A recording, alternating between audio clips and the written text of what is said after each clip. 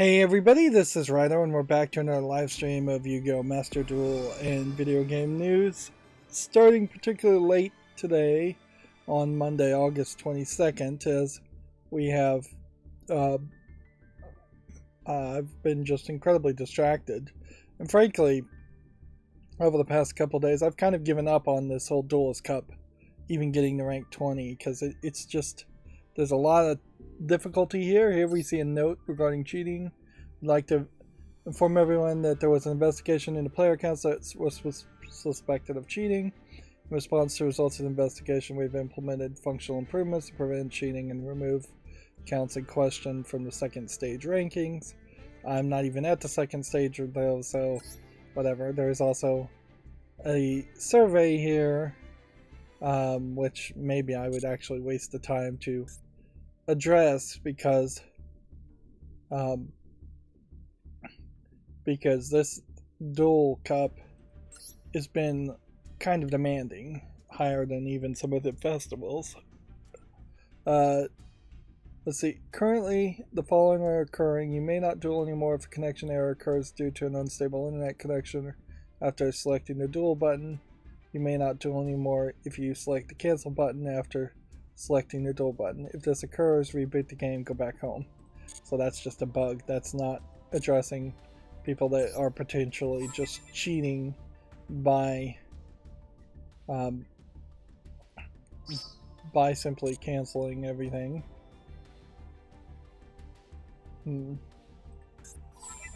Get another login bonus and with Duel Live and all of that. Let's just hop in. So, starting late, not super enthusiastic with Yu-Gi-Oh! Duel mode. Seems like we do have that bug. Is that because the Duel Cup has ended? Yes, it has. Alright.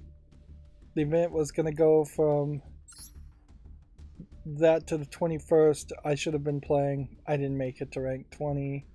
So yeah, not particularly happy with this Duel Cup, in that I feel like most players who played it as much as I did should have made it to the second stage at least, and we didn't. So, and it's not like I really care about the reward tickets or the title so much, but I do kind of care about the 400 gems here that I totally missed. And I just couldn't get up there. Like, every time I would win, there would be 2 more losses, or every time I get 2 wins, there'd be 2 more losses. I guess that takes the pressure off now. There's now nothing else to really focus on, so we can come over here and try and play ranked, but we have considerably less amount of time now to try to get even to the next platinum tier before the month ends. So we have 9 days now, and I'll probably only play for 3 of them. So it's not just that the Duelist Cup is taking a lot of your time, it's the Duelist Cup is taking a lot of your time and it's screwing you over in ranked. So it probably would have been a decent idea to say screw the Duelist Cup in retrospect, now having hindsight, and just play ranked this whole time. Regardless, I'm not super happy with it. Something else I'm not super happy with was the Uncharted movie, which is on Netflix. I watched, and having not played the Uncharted games, I suspect there might have been a slightly larger connection there towards the characters, but at the end of the day, it definitely felt like trying to take some of the action scenes of Uncharted and turning it into a movie, when probably Uncharted is already trying to take the action scenes of a movie in their head, at least, and turn that into a video game. So it becomes this snake eating its own tail situation where neither of the scenarios are particularly good, because you just don't Like, you have something that wanted to be a movie in the Uncharted games, and then you have a movie that really wants to be a video game.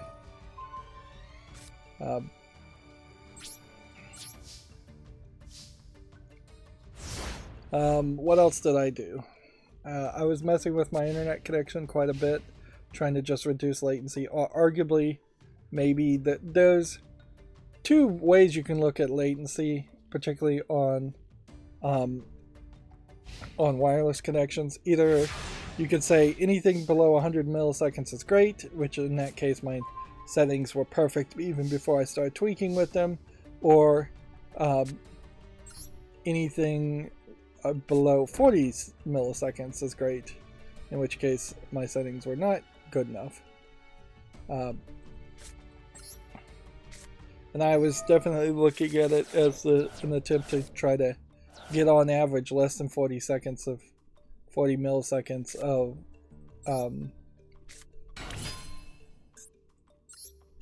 latency on the wireless connection, and it probably was just stupidity, really. There's a phrase that came to my mind called the maybe I'm coining here, of obsessive over optimization, and in a lot of ways that's probably what I was doing over the weekend, was just obsessively over optimizing. I can say that if you're running OpenWRT or DDWRT, you probably, for wireless, want Vino as the TCP congestion algorithm. If you see that deep in the administration tab somewhere, Vino seems to be specifically designed to try and reduce latency on wireless as much as possible. And I'm not sure any of the other tweaks I made really mattered. Like, there are some quality of service settings that I think are just too high for my router. They take too much CPU processing and just add latency instead of reduce latency because of that. So just a standard HTTP FQ Codal QoS settings, which all that is just words, basically. It might as well just be nonsense words. But yeah, that level of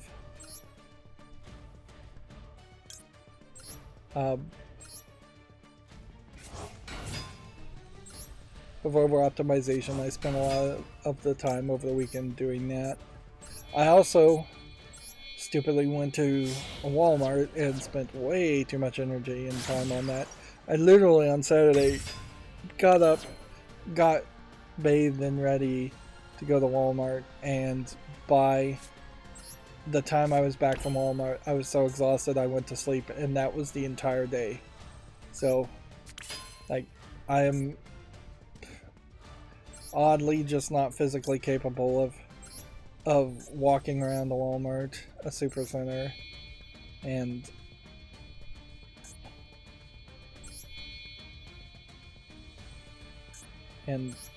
doing anything else that day.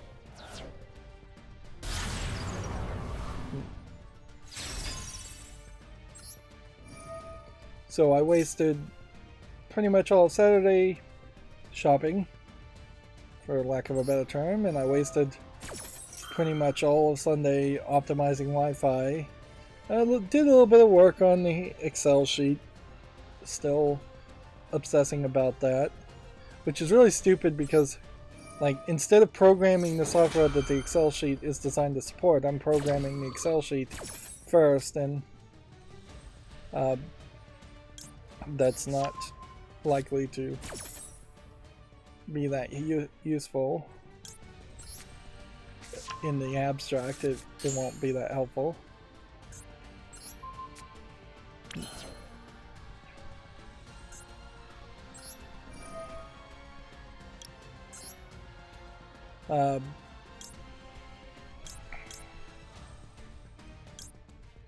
I did play a little bit of Reigns or Majesty. I am losing interest in that game fairly quickly. Part of the problem here is that you just like... I think this was a problem with the first Reigns game also, is that you ran into a scenario where the first 5-10 years of reigning as king or queen, you run into the same potential story paths over and over again. Oh, that sucks.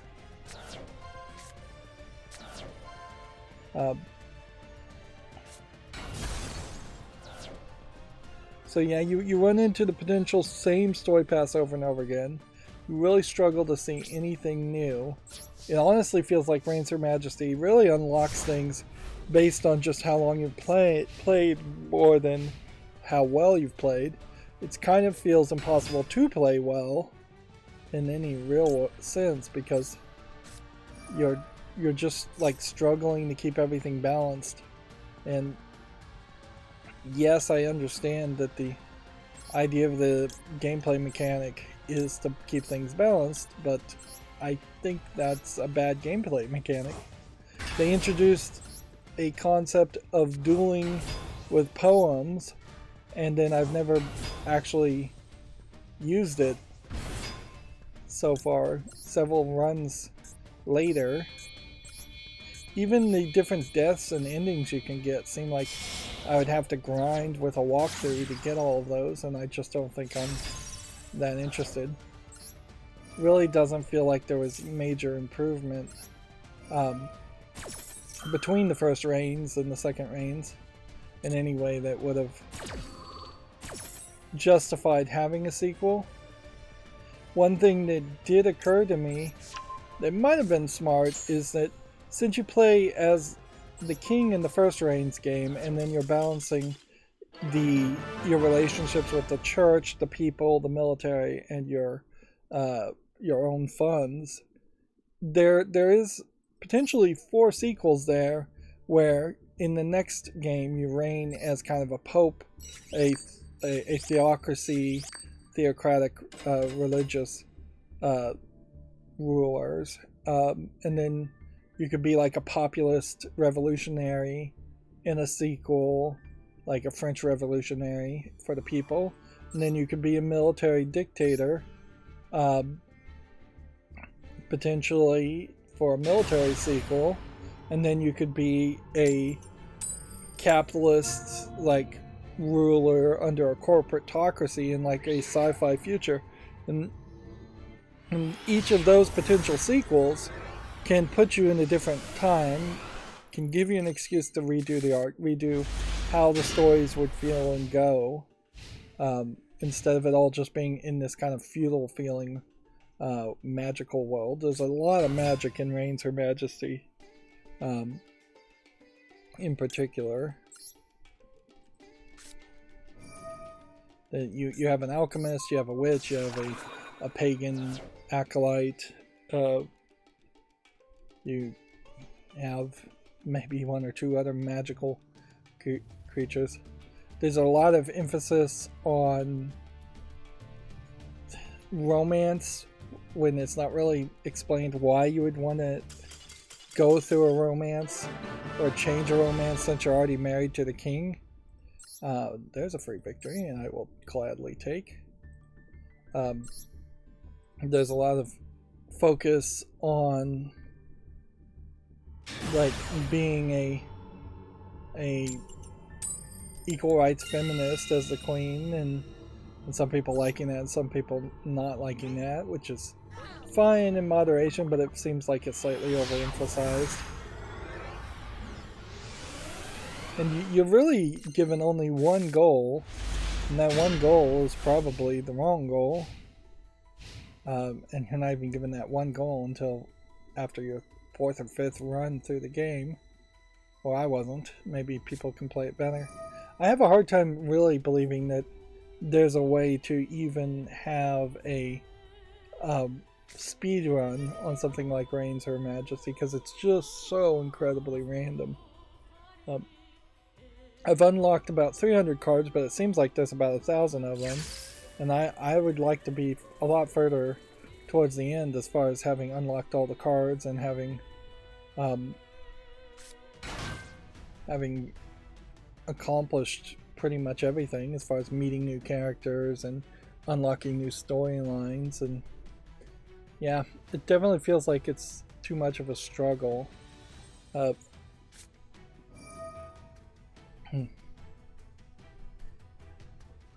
Even if halfway through you feel like you're fairly done with the game, if they gave you 500 new cards, I don't know if that's a great idea. Alright, well, since we already started late, and since I really don't have anything else to say, let's start going through the video game news. I did, we already talked about Sony reportedly working on a Days Gone game. I feel like Days Gone originally was going to have shorter naked zombies, and then there was a controversy in that the shorter naked zombies felt like they were little kids. And so they then just stretched them all to be taller. Either that was something that they showed or thought about and talked about not doing. The zombies being naked, or maybe they're not even naked because I do see like jeans on this screenshot. Maybe that was a whole concept. Part of the problem certainly with the idea of Days Gone is that usually the zombies are so far away you can't really get a good look at them even if you wanted to. But nobody really liked Days Gone, so it's weird for a movie to potentially be in the works, other than the fact that it does seem like Sony Movies is still on the idea, or Sony Productions is still on the idea of making movies based off of their video games.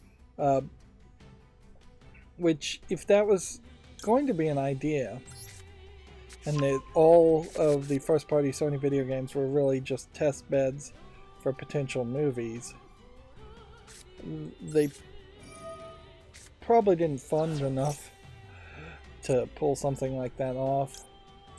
Nor are, I think, video games really a great idea to be test beds for potential in movies. I personally would suspect that it is much harder to take a comic book that has been a test bed for 10-20 years, because most of the successful Marvel comic book stories were based off of, at very least they were loosely based off of the comics that were 10-20 years old. They were not based off of anything brand new.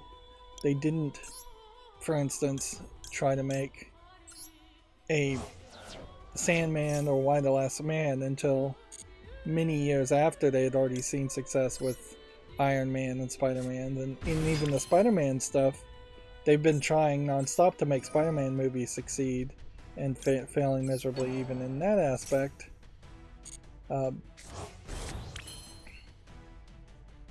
So, yeah. But once you start to take away the interactivity of the interactivity of a video game, I just don't think succeeds anywhere as well. It's just not as good of an experience. Even the Tomb Raider movies had to be drastically shifted into these popcorn action flicks, which I just don't know if popcorn action flicks sell anymore. Like, the movie industry has just decayed and died, particularly because of COVID and the pandemic. But the idea of spending the extra money even before the pandemic happened to go and see a dumb action flick became less and less palatable. We just didn't have a generation left of teenagers who wanted to take their dates to the movies. It's much more a case of coming home and watching Netflix. I won't say Netflix and chilling, but like coming to somebody's house, watching Netflix, playing video games, playing on the computers. There's just a lot more opportunities now, certainly.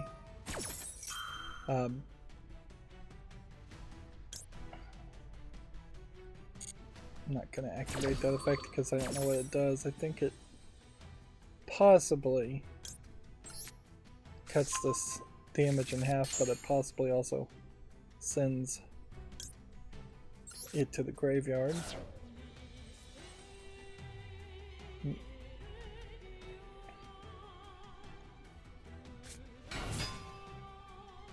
And when I think about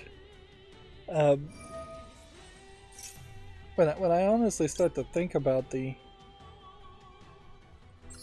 video games that I would want to see made as movies, there's really not so many there that I would like to see made. Perhaps you go wild with it.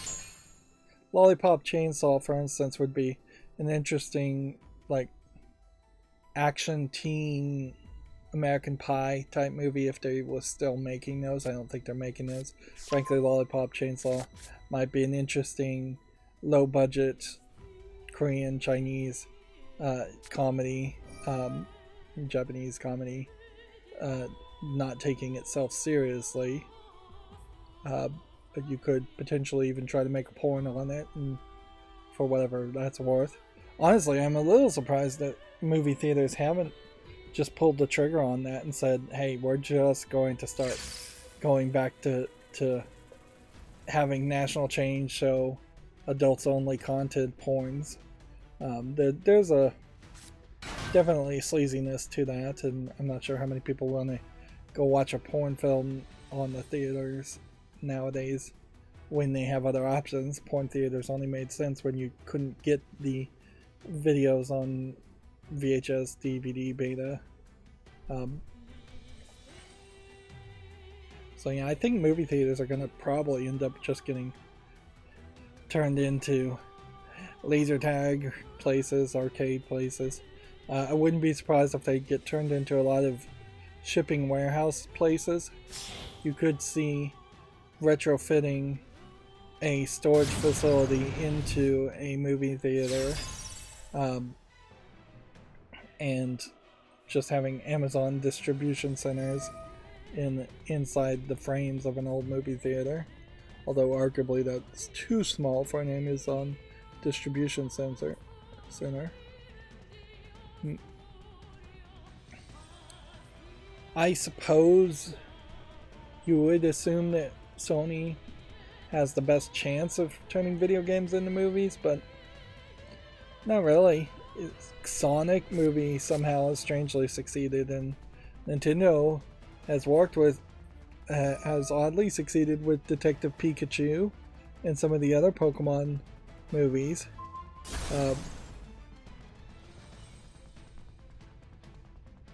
You could turn movie theaters into schools of some sort. Fewer teachers teaching via remote. More students in the classroom. Yeah, it'd probably work better in college than lower grades. Moving on with that thought. Wait a minute, why is this not working? Okay, that's broken. Let's see if I can fix this. Web peak.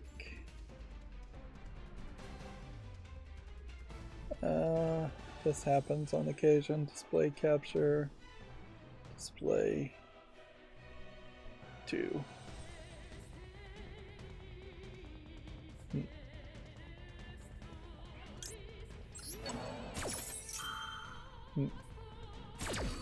Moving on with that thought. Two of Sega's more niche games are being turned into movies. Space Channel 5 and Comic Zones have been announced for the big screen, which both of these games are kind of hard games that people really probably don't want to play as much as they just like to see the story of it. So from that perspective, it's not a terrible thought. Of course, Space Channel 5 is kind of just a silly alien invasion movie with rhythm. So you take the rhythm gameplay mechanic out and it's just a weird looking space alien invasion story that's just going to have the name on top of it. The closest thing I imagine it would be to is something like Tripping the Rift, which was a very old and very poorly received sci-fi show. And then Comic Zone, we kind of already have had that story done in Toon World, I believe was the name of that, or if that wasn't the name of the movie. You could also say Who Framed Roger Rabbit is fairly in the same aspect and idea. Oh,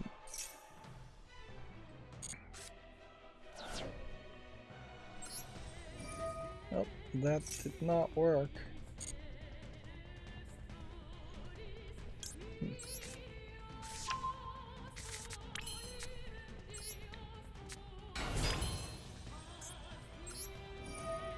Yeah. So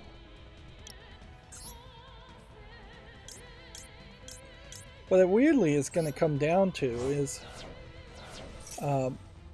is just how low budget can you make these video game movies in such a way that you can just keep on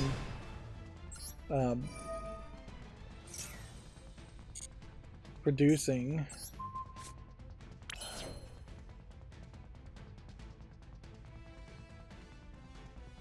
Let's see. Alright, well, I think I may have a victory here. Let's just go ahead and attack with this one first, because this one gets it to the graveyard, that one would lose its ability. We can go ahead and dismiss it just for safety's sake. And then you do this and you win. He doesn't have anything that could defeat me.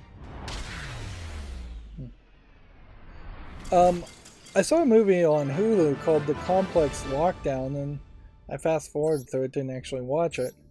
And I'm fairly certain it is a movie version of a game called The Complex that was a full motion video game that was made.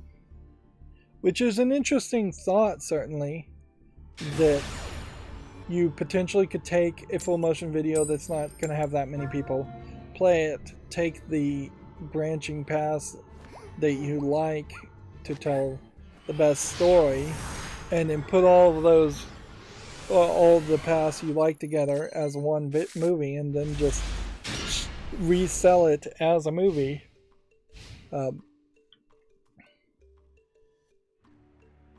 Because arguably the branching paths concept doesn't act as a very good advertisement to a lot of people. That there's just not a lot of interest in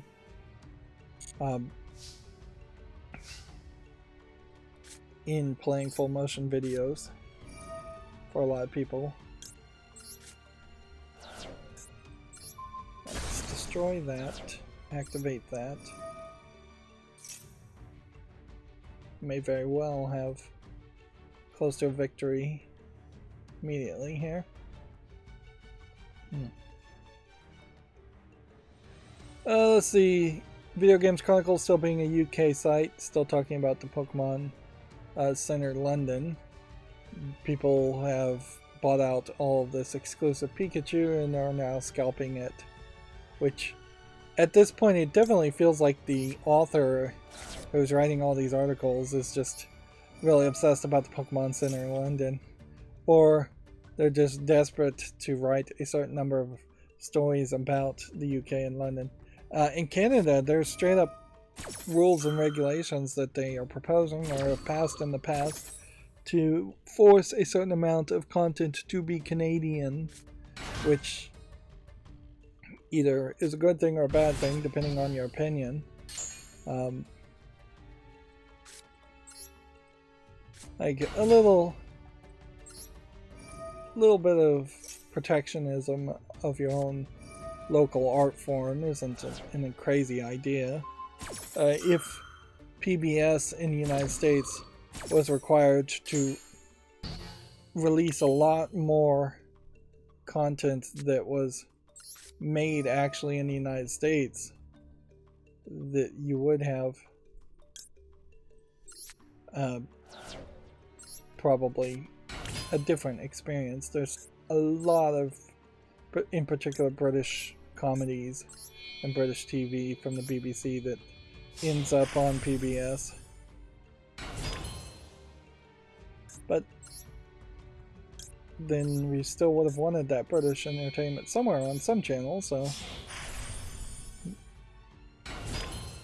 one of the arguments I think against PBS and their British comedies and British entertainment, though, is that they really only bring over a small amount of potential British entertainment, and a lot of what they show is something they got a license for decades previous, and they're just showing the same things over and over again. Very possibly they are just showing the exact same recordings and tapes over and over again. I know, having briefly worked at a TV station, that there was this just long library of content and tapes that either they thought or they actively did or have just a perpetual license to forever. And so it was very much a case where there was a lack of interest in putting anything new on TV in certain time slots. It was just cheaper to show the same old things. And you definitely will see that with over-the-air channels too, is that there's often just, hey, let's rerun this MASH episode or this Cheers episode, because the rights to that have been pre-negotiated and they are particularly cheap.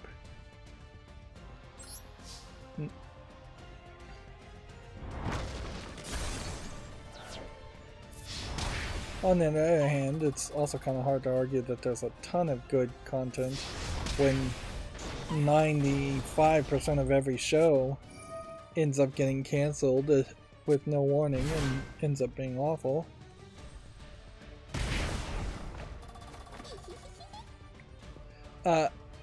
Maybe I'm too optimistic, but I honestly feel like if there wasn't the desire to get viewers and get those Nielsen ratings up, TV as an art form should be a lot better than it is. That there should be full stories being told that are actually good, instead of just, let's keep them enthralled for one more week so we can show some more commercials.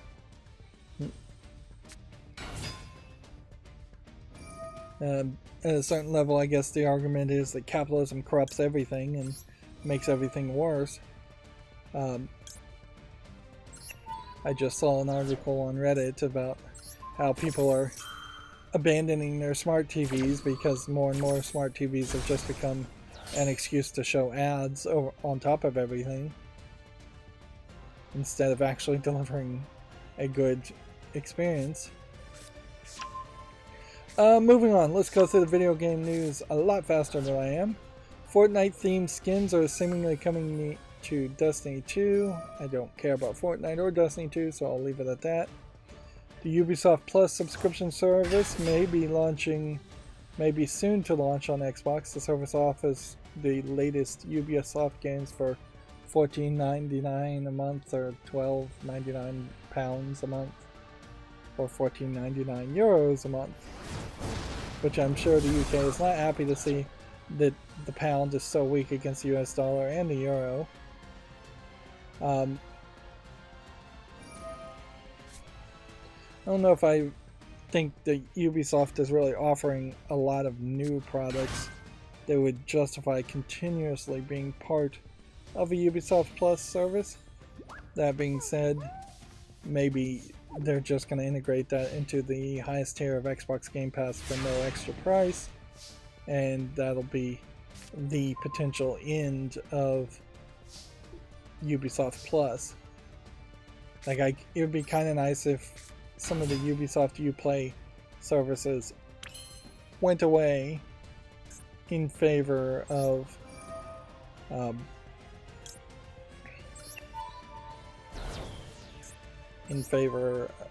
actually just having everything on Steam and having everything a little bit easier to buy and play.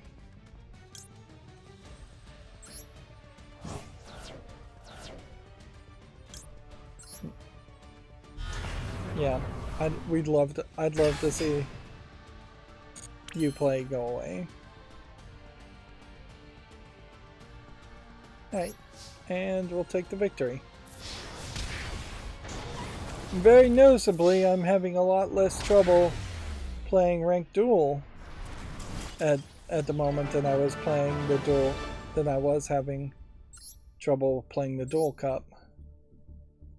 I wonder if it wasn't straight up just a case that the ranked system here is just more spread out. So you probably either are going to have cheaters at the very beginning that are going to get caught, and then you have cheaters that aren't going to immediately get caught at the very highest spot. A GTA developer claims that Rockstar has issued a copyright strike against his prototype videos. Mike Daly claims his old development footage has been pulled. There's, I suppose, a legal argument to be made there. If he was under contract, then theoretically Rockstar does have the rights to old development footage, and on the other hand, you might have a fair use argument to fight against that if it's being done for educational purposes. It would be a really good case to actually bring to court to establish a precedent to say that this was done for educational purposes. Of course, if every employee you have or contractor you have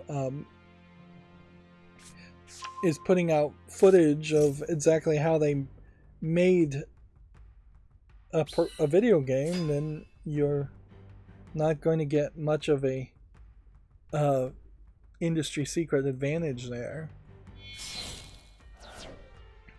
So it really does come off as one of those stories where I'm not really as upset with GTA and Rockstar claiming copyright on that. They've almost certainly made worse copyright claims in the past. Things that definitely would be a lot more iffy. At the end of the day, it doesn't make me like Rockstar anymore either, though. And generally, it does seem like Rockstar has failed to continue to develop and make good games, even when they had that slight glimmer of hope that they would change their ways and actually make a good game with Red Dead Redemption.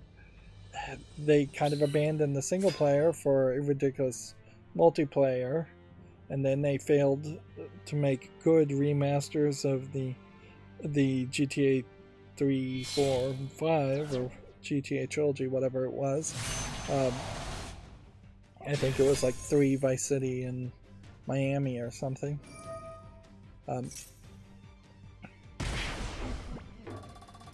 Apparently, the article that said Cult of the Lamb was paid by Sony to not be on Xbox Game Pass, I heard a follow-up on that where people were claiming that it was actually fake news. That Gary Whitta on the kind of funny podcast, I think, said it, and like then nobody backed it up, and he doesn't claim to. I don't think he's really supporting it. Gary Whitta, not a good enough kind of news source to stand by. Like, he's flippant. What can I say? He's Hollywood. He's flippant. He probably said it because he heard it or thought he heard it, and like I don't think he's just desperate for attention, and that he was just putting out a fake story for some nefarious reason. I just think he's dumb, for lack of a better point. He's not really what you would consider a journalist. Most recently, last time I even heard about him, because he used to show up on Tested a lot, and then he disappeared forever from Tested because he was working on, I think, a movie with Disney or a video game with Disney. I don't know if that went anywhere.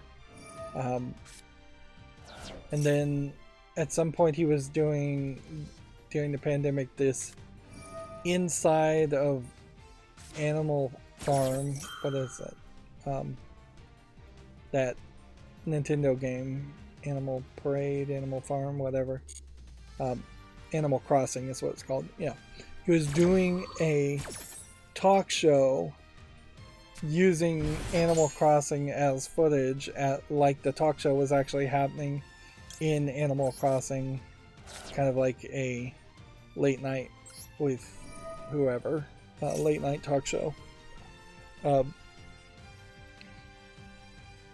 So that's the last thing I had even seen as far as what he was doing. But yeah, he definitely pops up and wants to rub elbows with the video game industry somewhat every now and then, and shot his mouth off. Which, I don't want to be too lenient on him either. Like, putting out fake news is an ethical violation, and you should come out and at the very least apologize and put a retraction, if not be drummed out of any circles that would even have him as a guest, if he is going to put out just totally inaccurate information.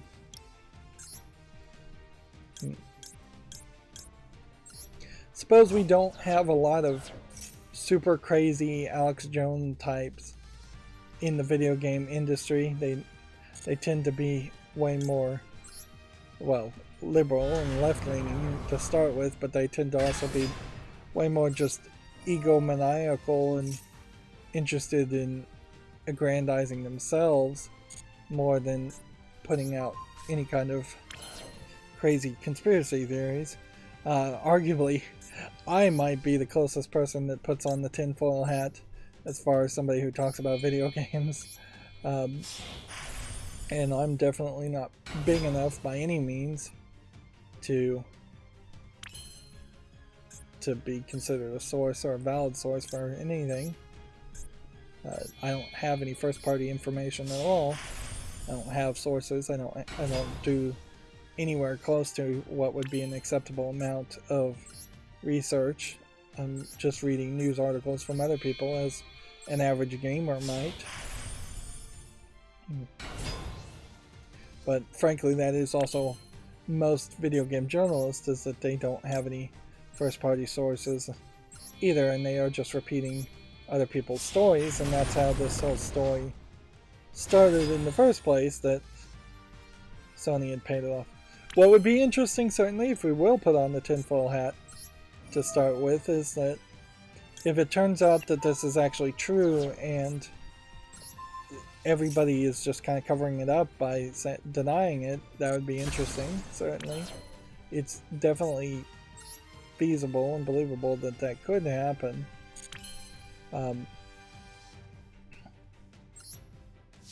But that would be really just a conspiracy theory.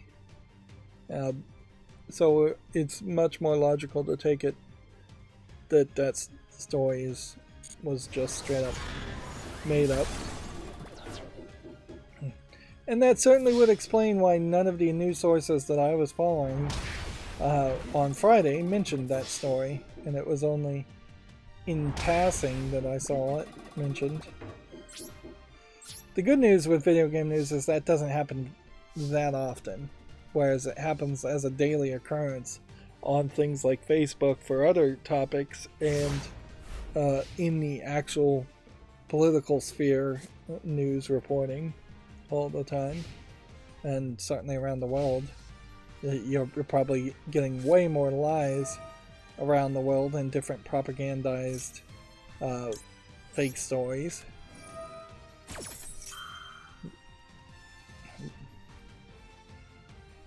Let's see. Gotta keep on playing. Summon that. Summon that. Summon that. This is only gonna let me summon 3 things, but it should be fine.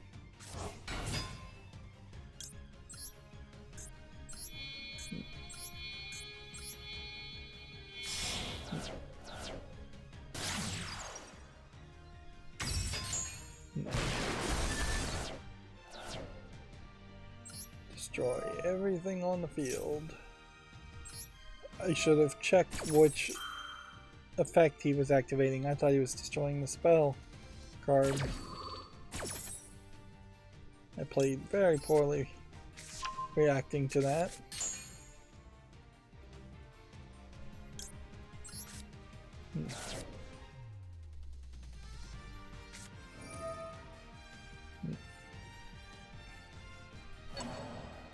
Let's see, moving on with stories. Pokemon 2023's World Championships will take place in Japan for the first time, which...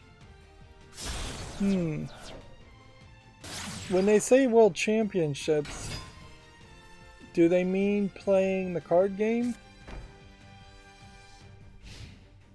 I mean, what else could it be? Is there even a player versus player aspect to the most recent Pokemon games? This is a weird Pikachu's in sailor outfits. Costumes. This will be it also says this will be only the second time it has taken place outside of the United States, which might be an indicator of a waning interest in Pokemon or Pokemon the trading card game.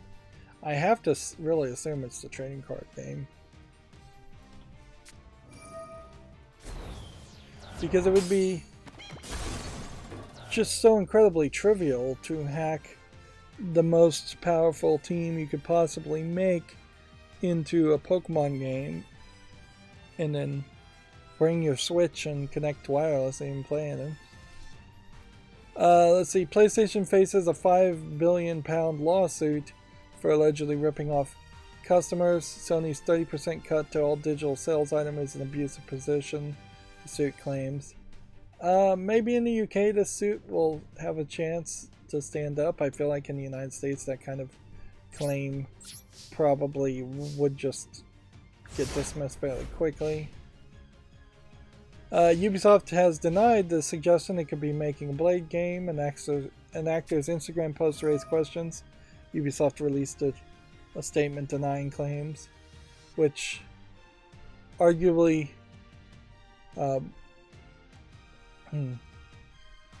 maybe more companies should just straight up deny things even if they actually are working on it. Sorry to slice up the rumors, but we're not making a Blade game, but we can't wait to see our friends at what our friends at Marvel Studios are cooking up for next year's movie. Like,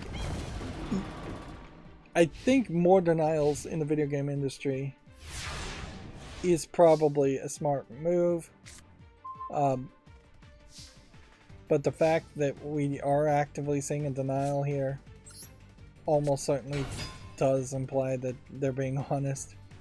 Because if they had any way whatsoever planned to be coy or a backup plan if information did get leaked,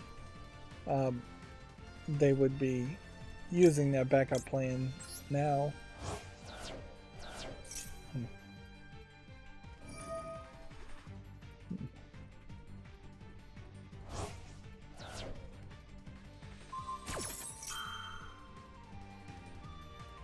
Let's see. This is probably going to cancel that. Which means I can't do anything. Which means I'm doomed, so we should just end the turn. Video Games Chronicle says Saudi Arabia is the first regulatory authority to approve the Microsoft Activision Blizzard deal. Saudi Arabia's General Authority for Competition declared on Sunday that it has no objection. What part of Activision Blizzard is owned by Saudi Arabia? Or what business of Microsoft or Activision Blizzard is taking place in Saudi Arabia that they would have any authority on it at all? I have to assume that Saudi Arabia either has a somewhat controlling share of Activision Blizzard or some part of Activision Blizzard, but even that doesn't seem like a ruling authority would have anything to do with that. It's definitely scary, particularly because it's Saudi Arabia, that you would have this story going, well, Saudi Arabia has given the thumbs up, so these two seemingly Western companies in Microsoft and Activision are under the thumb or under the rule of Saudi Arabia for some reason. And arguably, there just should not be international companies at all. It should just be not allowed. Microsoft should be a United States company. Activision Blizzard should be a United States company. Sony should be a Japanese company.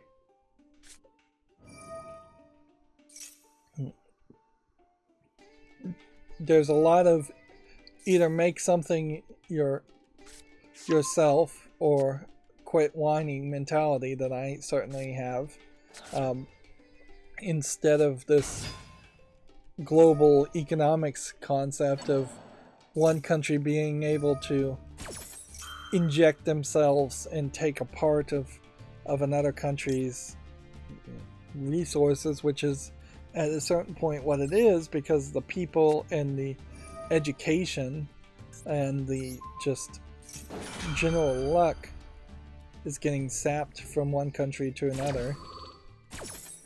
You see the worst case example of that, where China forces every video game company and company in general to do business with a Chinese company for not a good reason. But as for the Microsoft Activision Blizzard merger, we said at the beginning, I'm still saying it now. I don't think there will be anything that actually stops this acquisition. The Yakuza creator Nagoshi says his next game will be violent and silly like a Tarantino movie. Designers suggest fans won't have to wait long for its reveal, which I guess that's an announcement for an announcement, or a tease for an announcement. A decade after splitting with EA, Tiger Woods is going to be the cover star for PGA Tour 2K 2023, which I think he probably split with him because of his controversies, Tiger Woods controversies. And I guess everybody's either forgiven or forgotten about those controversies, and which I guess what I vaguely recall people were upset with Tiger Woods about seemed to be just unimportant on the new scale of the whole Me Too era, and just other people getting canceled for doing a lot worse things. So maybe that leaves some hope that in the future there will just always be more people doing worse things in people who are canceled now may be forgiven later. Right.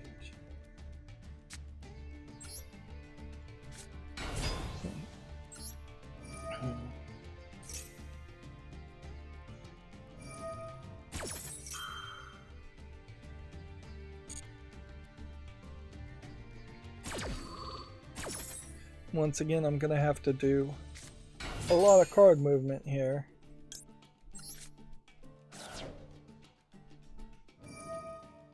He's interacting quite a bit.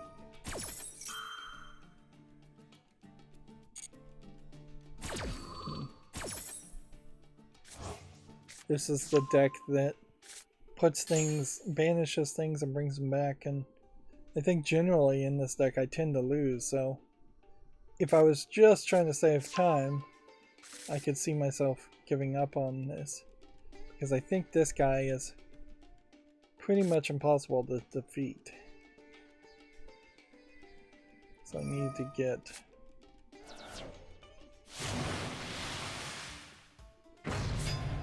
a 30 on the field, I think, fairly quickly. Well, since he's playing, Spider-Man on the PlayStation is the fastest selling PC game in the UK. First week of sales were 26% higher than God of War's. We're almost done with the Video Game Chronicles. We're about 10 more. I guess that's probably not almost. The Tintin Reporter Cigars of the Pharaoh is coming to PC and consoles on 2023, which Tintin is incredibly more popular outside of the United States and pretty much completely unknown inside the United States. So we would hope for that to succeed. There were some old like NES and Sega Genesis Tintin games, but yeah, not well known. Kind of a kid-friendly comic strip, I think, is what Tintin was.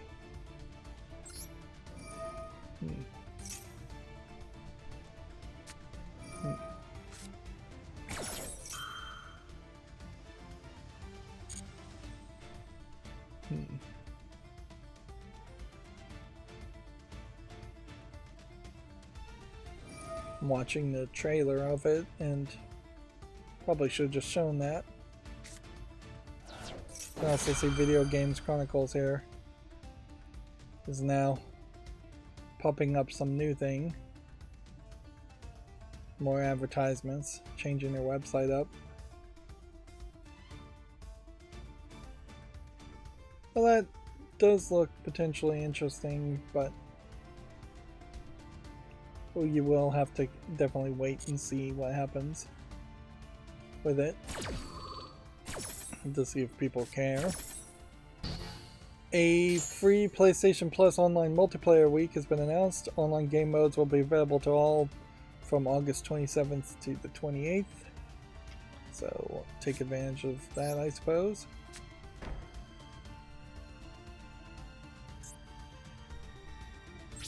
Yeah, that was an incredibly long experience there for one turn. Let's see. Project Cars 1 and 2 are being pulled from sale. The racing games are being delisted due to expiring car and track licenses. Which, yeah, at a certain point it does really not behoove me to even bother to try and follow or watch or play video game racing games, because those Cars games get so often delisted, more than most other games, really, yeah, way more than any other kind of game, that it really should just be a no-go zone to play a racing game. But the good news is most racing games also kind of suck, so I've only covered a couple of them, and that's probably more than enough. Let's see, the Video Game Awards, or the Game Awards 2022 have been dated. The event will again be held in December at the Microsoft Theater in LA. which that is where EA E3 also had the Microsoft presentations during E3, and E3 is dead but may come back as a zombie under new management. Warner says Multiversus has attracted over 20 million players in a month, which it does sound like a lot of people are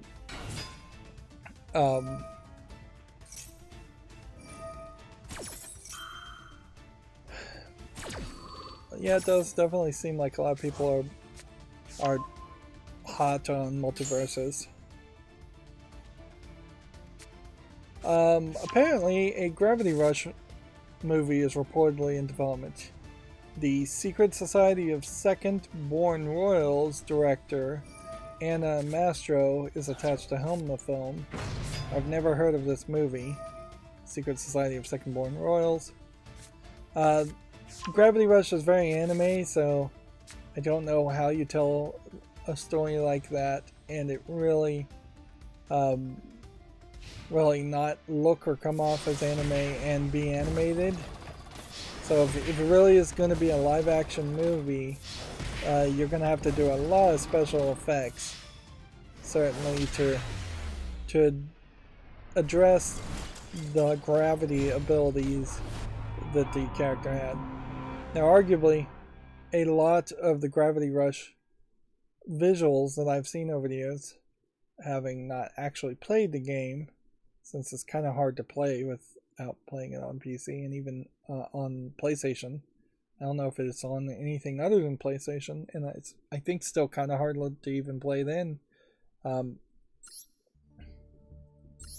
Everything I've seen about it as far as visuals has them using gravity, the main character using gravity to jump upside down and all over the place. Which, that's going to be a lot of CG or wire work. But clearly there is some level of love either by the creator or by a niche fandom audience around Gravity Rush, because it certainly has been talked about a lot more than any other kind of A-tier game. That's really where I would put Gravity Rush, is it is close to an A or maybe a double A game. It certainly isn't a triple A. Former PlayStation VR exclusive Jupiter and Mars is getting an improved Quest release. I've never heard of this game, but it almost looks like a Echo the Dolphin inspired game. And it's taking a sweet time to load in video. Yeah, part of the problem, certainly with me trying to tweak my Wi-Fi, is that the reality of the problems that I probably am having on Netflix has more to do with the audio, trying to play 5.1 audio and just not having enough bandwidth, or not having enough latency, or it may just have been the TV and the CPU in the TV I'm using, because there is kind of a maximum. Like, my Wi-Fi connections are way faster than the number of megabits that you actually would need to stream Netflix. Like, probably need 25 to 50 megabits per second. When I run the internal test of Netflix, it's giving me 76 megabytes per second. I think it's bytes, not bits. Let's just go with bits and assume it is 75 megabits per second. The actual connections that I'm getting through my internet and the Wi-Fi, though, is way higher than that. So it really is, at that point, I'm maxing out Netflix's servers. And so I just don't think that's really what the problem is. And arguably there could be very much two problems, as far as sometimes screenshots not loading up on Steam, or sometimes videos taking a little longer. It is also very possible that my desire for things to be faster is just increasing, and I'm losing patience with modern technology, because I expect everything to be incredibly instantaneous. Um, this was an interesting loading animation. Unfortunately, I wasn't on that screen when it activated, so we won't see it again. It does feel like this evil twin strategy is a new strategy, and that there might be some new meta decks. Although I don't think I can particularly afford to make a new meta deck. I may very well be somewhat trapped into playing with what I already have.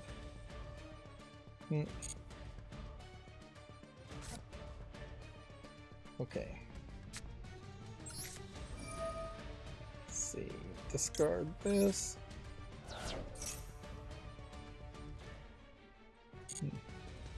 Put this up in attack mode.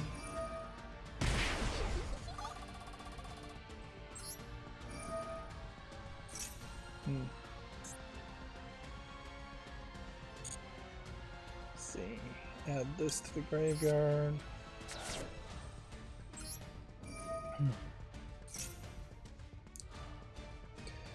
One thing I'll say is that I didn't pay a lot of attention to the Uncharted movie, but it definitely felt like it was trying to be Indiana Jones, but worse. The characters, I think, are written badly. Like, they're somewhat intentionally writing the main characters in the Uncharted series to be all jerks and untrustworthy people, and it just doesn't have that Indiana Jones, we kind of like this guy even if he is kind of a jerk feel. Part of that certainly comes down to the fact that people have grown up with Indiana Jones, and if you really watched Ark of the Covenant today and never seen or heard anything about Indiana Jones, you would fairly quickly realize that he is a jerk.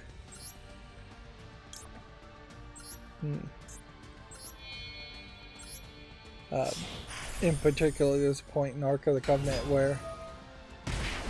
where they just casually mention that he was sleeping with his student, and she probably was very much on the edge of being 18 years old.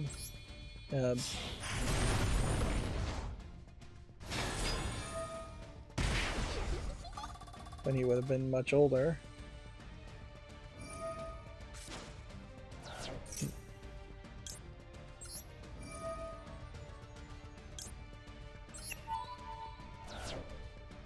Let's see. Oh. See if we can destroy that card.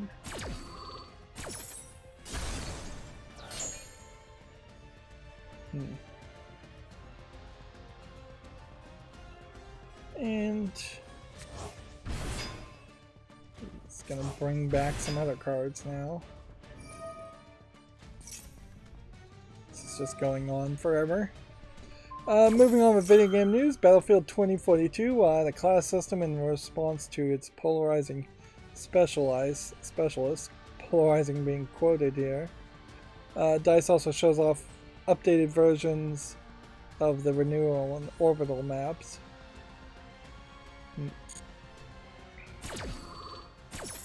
Which I don't care about Battlefield 2042.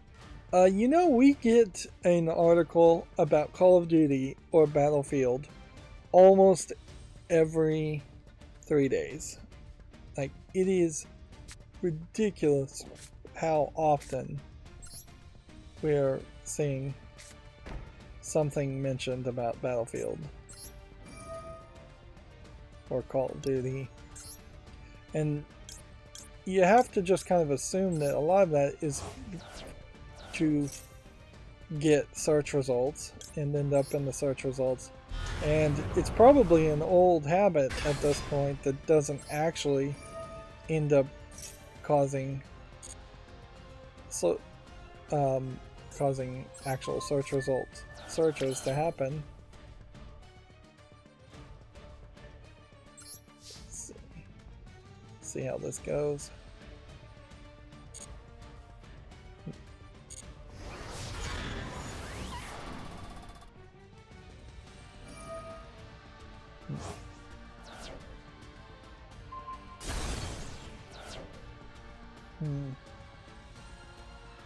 Alright, well I can't destroy the other one, but we'll end the turn there. And the exact next story we have from Video Games Chronicles, which is our last story from them, says Call of Duty's new DMZ mode could launch with Warzone 2 rating suggests. But yeah, again, don't care about Call of Duty. I did schedule some the YouTube shorts, so I no longer have a whole bunch of tabs left over. So let's go through some of these games quickly here. I also have to play.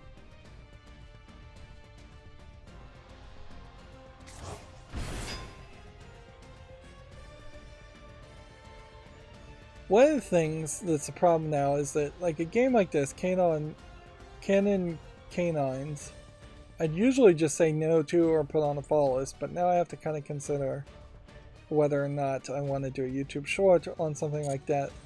I feel like, in particular for YouTube shorts, I have to start saying I'm willing to try almost anything.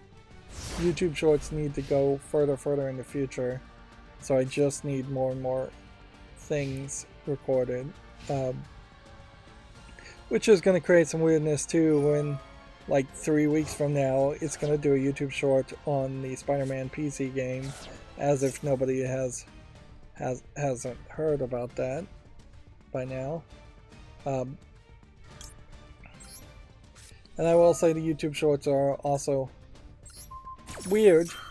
Some days I'm getting like 1 view, some days I'm getting 500 views.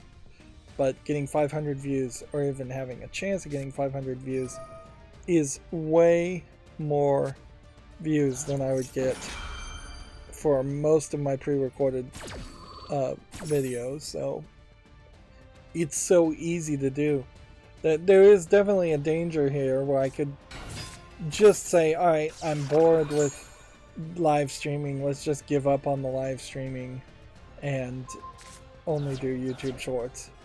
Or I'm bored even with the pre-recorded footage, let's just give up on playing pre-recorded footage consistently. I'd probably always do pre-recorded footage at some level, but I could see slowing down and playing fewer games and not consistently having things scheduled, which is something YouTube says definitely to not do. Although YouTube is two-faced on that too, because they want you to have a consistent schedule, but they also want you to have a consistently high level of quality, which you can't really guarantee both.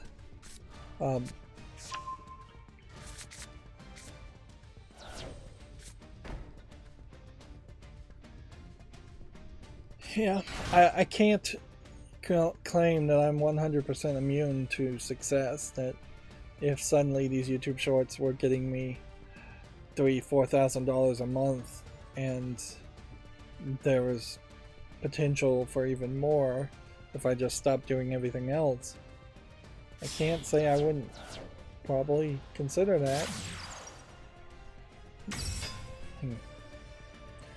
Like, I have a pretty low sellout price as it is, if you want to call that selling out, which probably is accurately described that way.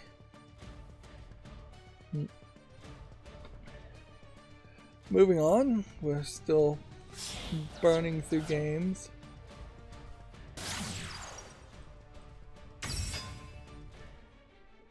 Let's see. Here we have a game that probably should just be on the wish list at this point. It's already overwhelmingly positive. Yeah.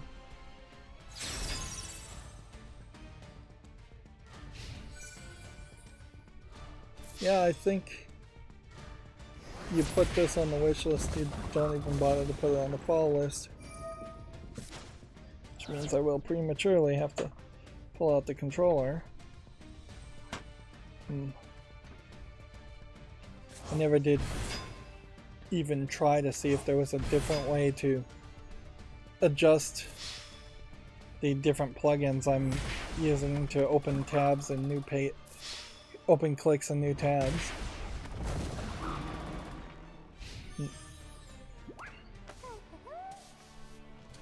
You definitely still have a lot of these Yu-Gi-Oh games where it just gets away from you and there's a low chance of success. Right.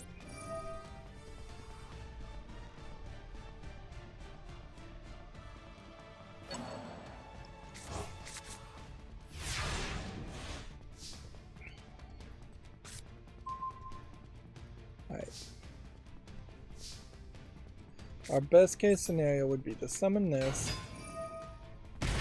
That'll hurt me. Seemingly I cannot activate anything, or it's just taking a while to let me activate anything. And I should be smarter about this, really, and have put that over here.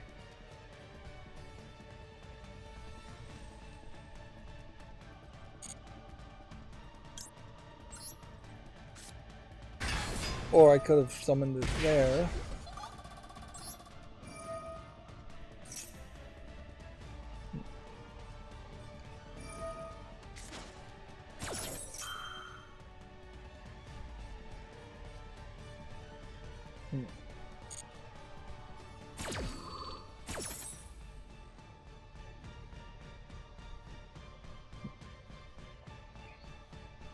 If anything is going to save me, it's going to have to be probably getting rid of one of these face down traps.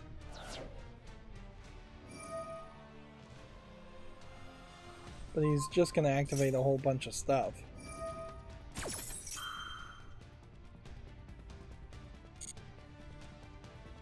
And activating two things on this almost certainly implies I should probably trigger this.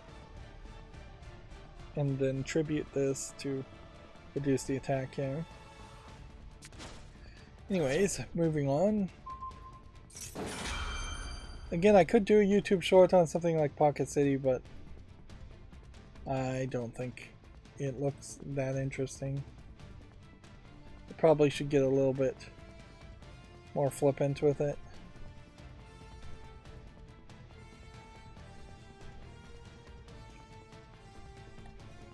The idea of tripling up on the YouTube shorts, which is I think arguably what they want me to do, is certainly another thought too. If I could get up to, say, the end of the year, I could see starting to try and double up here. So like this Lost Lands, Sand of Captivity coming soon. If it wasn't coming soon, I might have done a YouTube short on that. I need to just start calling them shorts. Edge of the World Z will shock you. I think I can say that's probably nothing.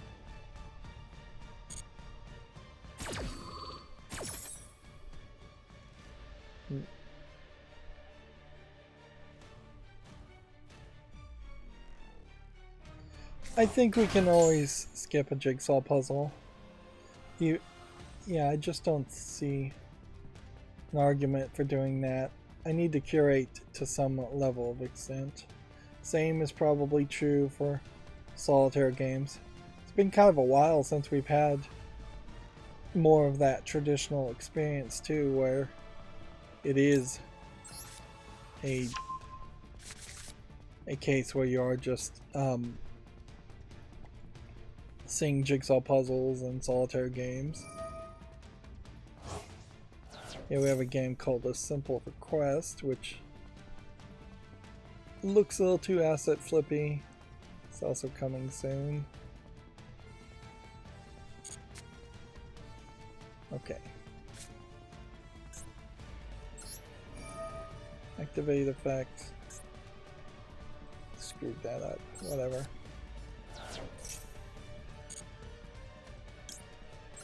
Send that to the graveyard.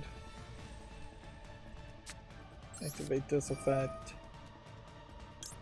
Send that to the graveyard.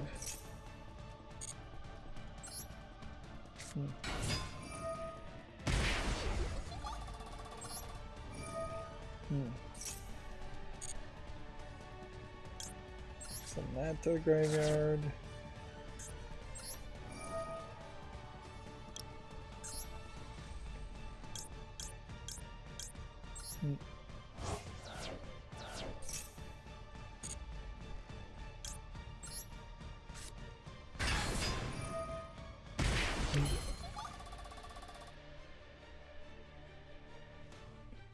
And no destruction or there, so.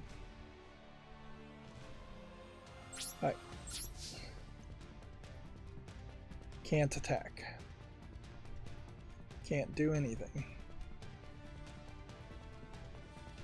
Alright, in the turn and lose.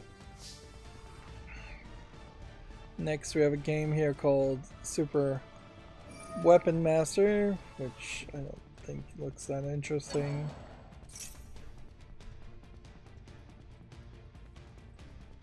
Here we have one called Office Racer, which I don't think looks that interesting. Here we have one called Kaboom, which doesn't look that interesting. I don't know why I'm reading out the names. Sam Stout. This kind of feels like this might be a very old game, but yeah. I guess I could have activated that spell. But yeah, Sam Stout doesn't look that interesting. I did toggle off the adult content, so we are now back into that level of safety. Also means though we are just out of the picture as far as looking at adult games. Which at a certain point I guess I am just going to leave that as it is.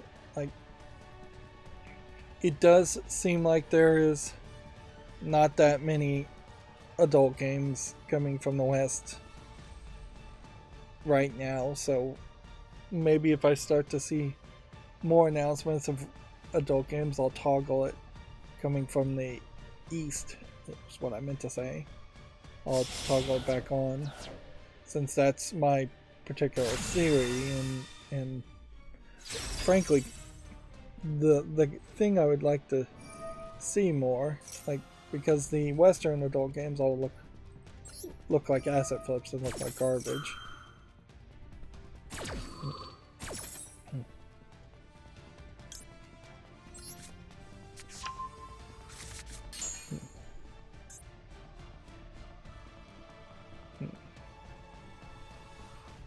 This Crazy Chicken Extreme game might be an interesting like twist on Duck Hunter, so I'll consider putting that on the fall list.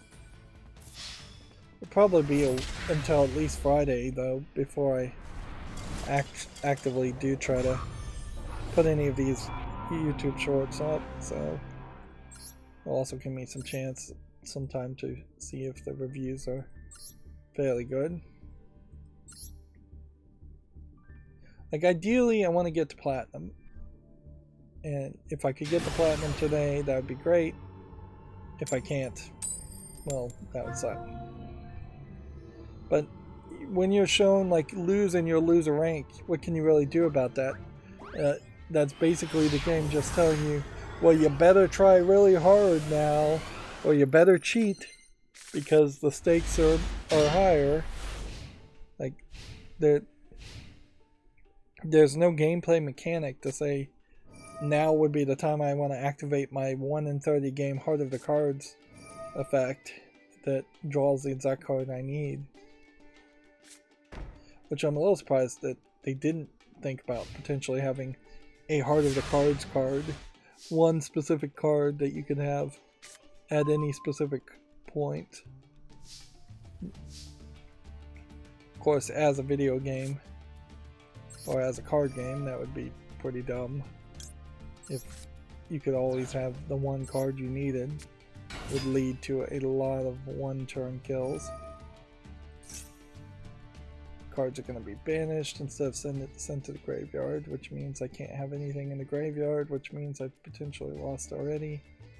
I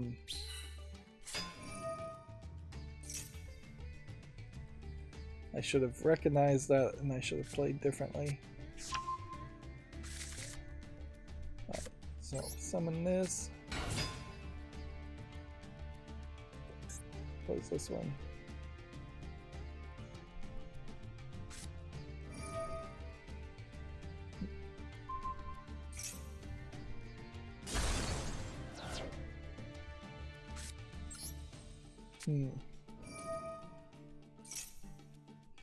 We have someone on the chat called Intol says opinion on Monster Reborn, is it the best card spell?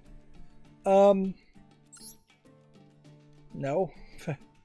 I would not say it's the best card spell. It very possibly was the best card spell when it was first introduced, and when it for a very long time after that.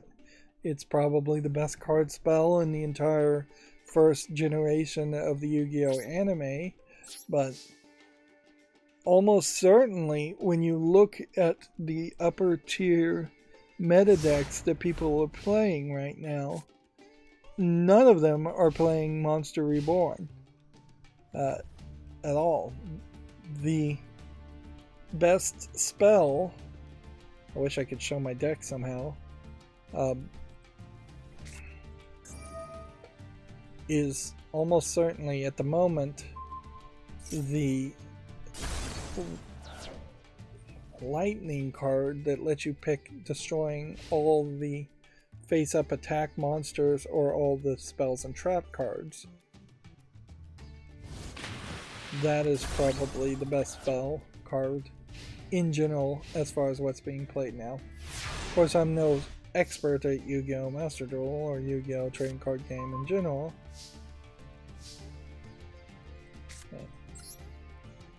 Can't activate the special summon. Can't have anything other than spells in the trap. Alright, let's see. Seemingly couldn't activate this either. Let's try this again. This is the only thing that's going to save me, and then I might as well just end the turn and let him defeat me if this doesn't work. Because if I can't start... See, this one says you cannot normal summon or special summon the turn that this field spell is activated. That was activated last turn though, so...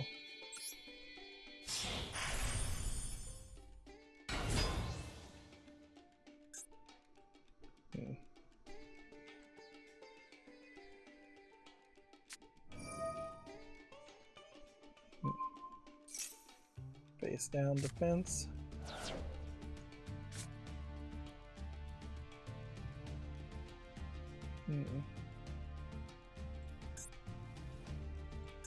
Until I can destroy this card, I can't win, so just try and go a turn here. We got another game to look at on Steam here, Slingshot Adventure. It seems a little too zoomed in. Now, arguably, the Godot game engine may be the new Unity, as people stop using Unity. Visually, this specific game doesn't show off the power of the Godot game engine particularly well, but maybe the Godot game engine actually can't do anything much more than that. I don't know. I haven't seen an amazingly well-made game that also was made in Godot. I suppose that is an interesting Google search that I could try to make. Intol says, I hope you win, and I will say thank you for that. I can certainly appreciate any support like that. Death Run Guys doesn't look like anything. Escape from the Trap World doesn't look like anything.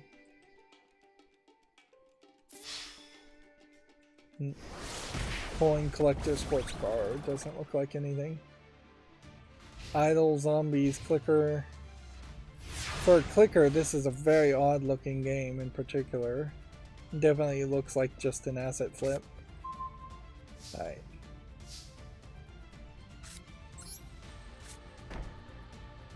Let's try this again. We have one card in the field. We have this, which wouldn't help us, this, which wouldn't help us, and this, which wouldn't help us.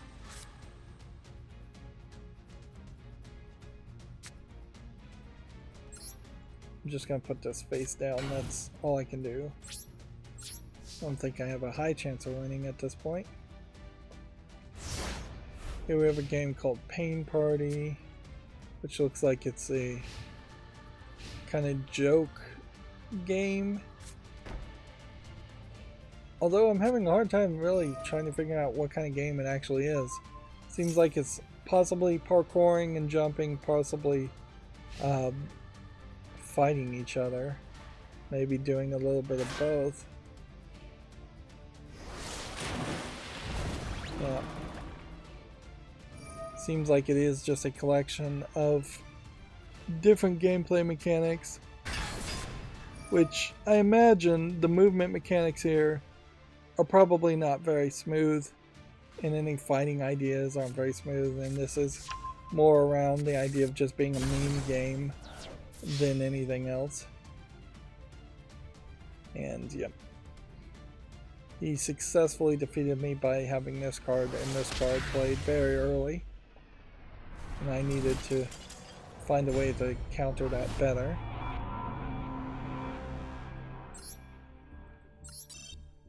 So there, we've been demoted to a lower rank. So now, how many victories do you need in a row right now? 2, I think. Yeah, there's an inherent imbalance, and that's just probably true for a lot of rank systems, but where you go down once and then need 1 loss send you downward and 2 wins send you upward. Which is probably the idea of most rank systems, is that you want to send as many people downward as possible and only elevate the best of the best.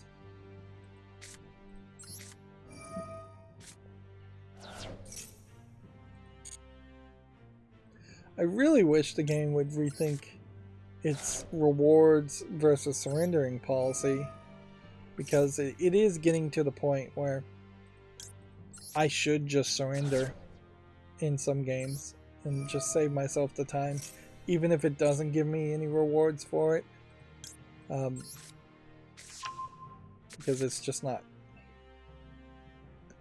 worth it otherwise.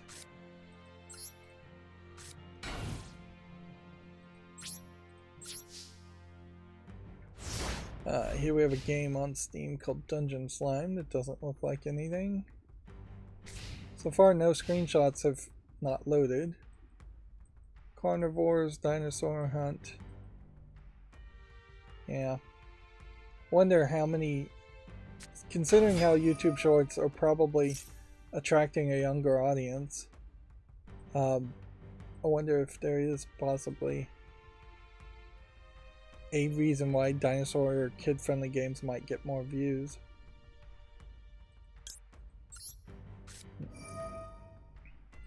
But honestly, it's annoying me even how much I'm talking about YouTube Shorts. It's just getting ridiculous. Let's see. These zombies. They're probably an asset flip zombie survival game, survival horror game. It's a bad name, but I'll give it a follow. I think in this case though, since it's coming soon, see, and this is a weird trick, you could say early access and coming soon.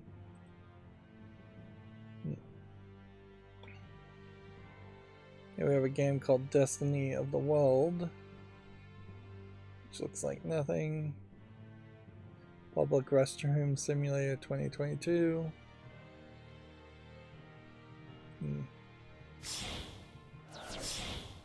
Fantasy Climber. In-game survival. Just burning through games fairly quickly. Here we have one called Hidden Dream that looks like a Chinese game, but claims to support English. I've also seen considerably fewer Chinese garbage games and Russian garbage games. Ultimate Fishing Simulator 2. It's already on the following list. Why are we already on the following list?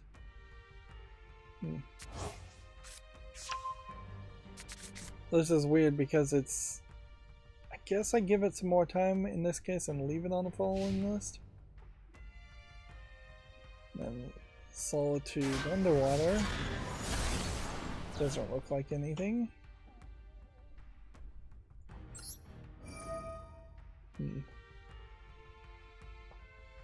Add a card to the hand. If I can defeat this strategy, I'm probably okay, but if this is one of those cards that can attack twice, then I'm screwed. Yeah.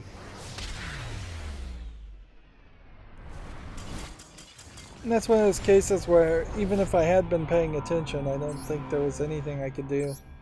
We're running into more of that, certainly, where there are just strategies that are not being countered well. Part of it certainly comes down to the fact that the Max C cards were supposed to cancel some activations of abilities, and then Max C stopped working that way. Let's see, we have a game here called Pretty, which is just a puzzle game. We have about 10 more games to look at. Outbreak Island Pendulum is already mixed, but I will give it a follow. I almost feel like, yeah, putting things on the follow list because it's mixed probably does eliminate it from being highlighted earlier as a short. We should probably consider a short being a high honor. Not the mixed review games probably don't deserve to receive. This Hamster Playground looks interesting just because in general you don't have that many games with hamsters that kind of look like hamsters. It almost feels like this was a mobile tablet game first. Are there microtransactions in it? No, but oddly there is online PvP. Wardius looks like nothing. Seems to be just a collection of ward games. Let's go through some of the Gematsu articles first.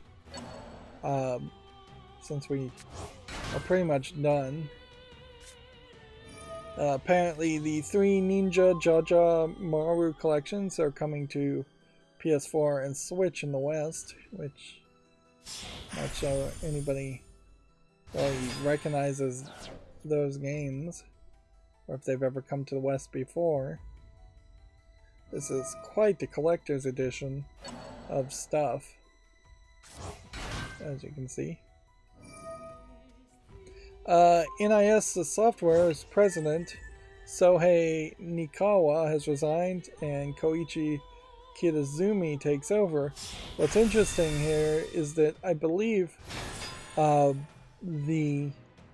someone else from NIS left the company just a couple days ago.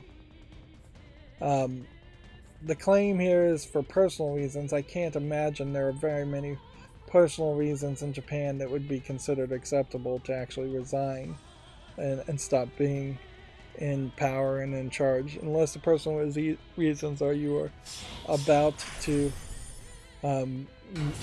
die of some horrible disease. He joined NIS as a representative director when it was first established in 1993, and then became chairman and executive director.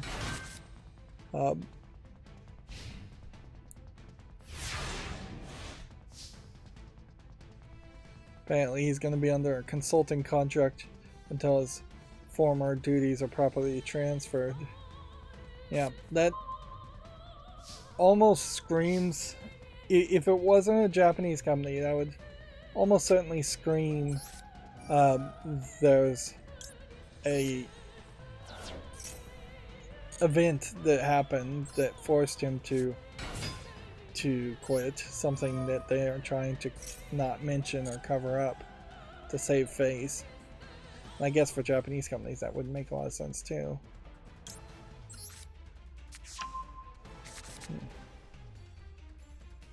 Okay.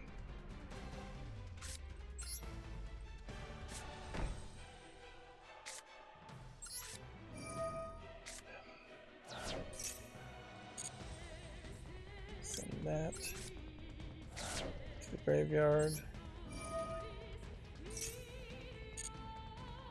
Send that to the graveyard. Do we have enough?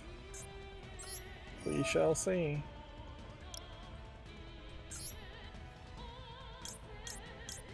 This is going to be a tight one if I can actually succeed here.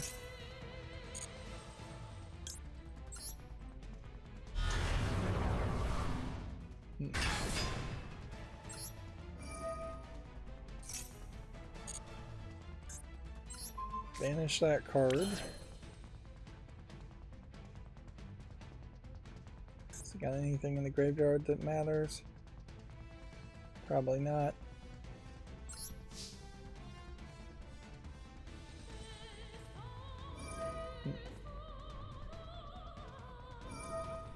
So now he's going to activate some effect,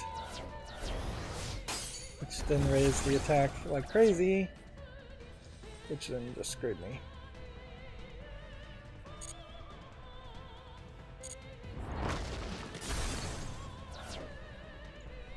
I'm probably doomed, but there's a slight chance of success here. Because I could activate this trap and then banish that card.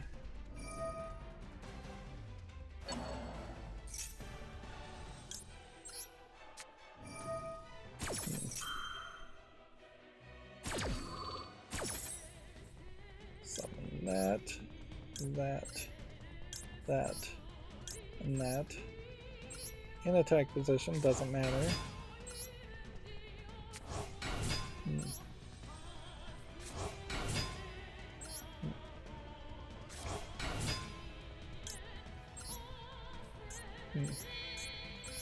One of the things that digital collectible card games don't have is the general handshake agreement to where somebody says, okay, you can just skip these steps or I'll just concede now. Like,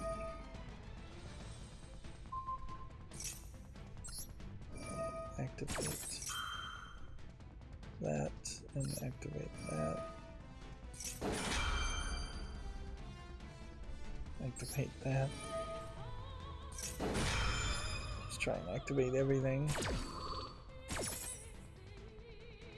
Throw that in the graveyard.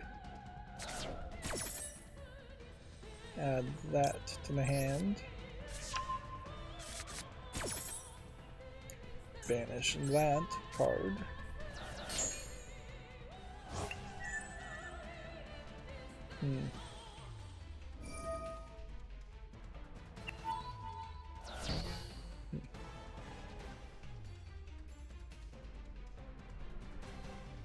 Do we have a chance here? Let's see. Xbox Game Pass is adding Death Stranding on August 23rd, which I think that wasn't particularly a well-hidden secret.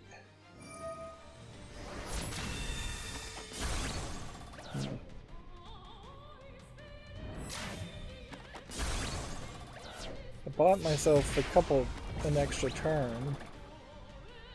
The question is, can I win from that extra turn?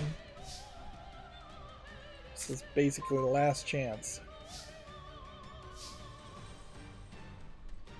Yeah, Lightning Storm here is probably the spell card. That's the best spell card. That's the one I was talking about.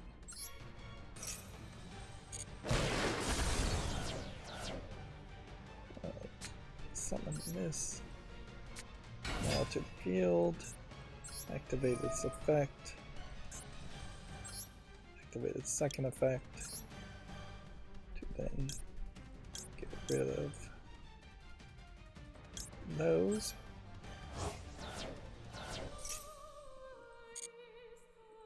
Last one of these.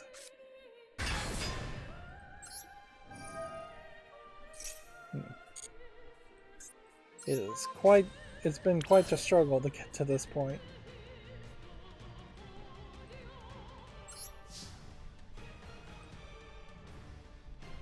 But he does pretty much have no more cards to play.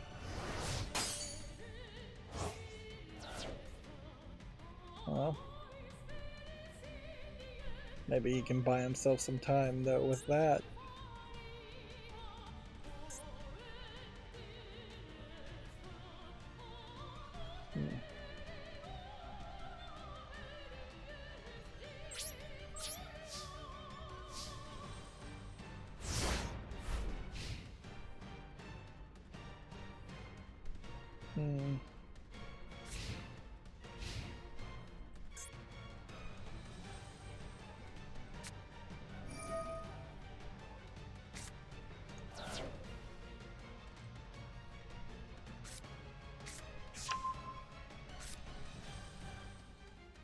Moving on with news, I suppose, because I don't know what he's going to do now. Sega Genesis Mega Drive Mini final Japanese titles and full game list was announced. We kind of already talked about that. Kenna Bridge of Spirits is coming to Steam September 27th alongside an anniversary update. I think we knew that, but maybe the date is new. A game called Jack Move launches September 8th for PC and September 20th for the PS4, Xbox One, and Switch. Which, I'm not sure I've seen this. Let's watch this blurred trailer. Looks very interesting as a anime intro trailer, but the actual game here seems to be more of a Metroidvania game that, or a top-down game that then drops down into a fight dungeon or turn-based strategy fighting scenario. We can see over here he has managed to bring a lot of things back to the field. And I can only do so much now. I could hope to summon something.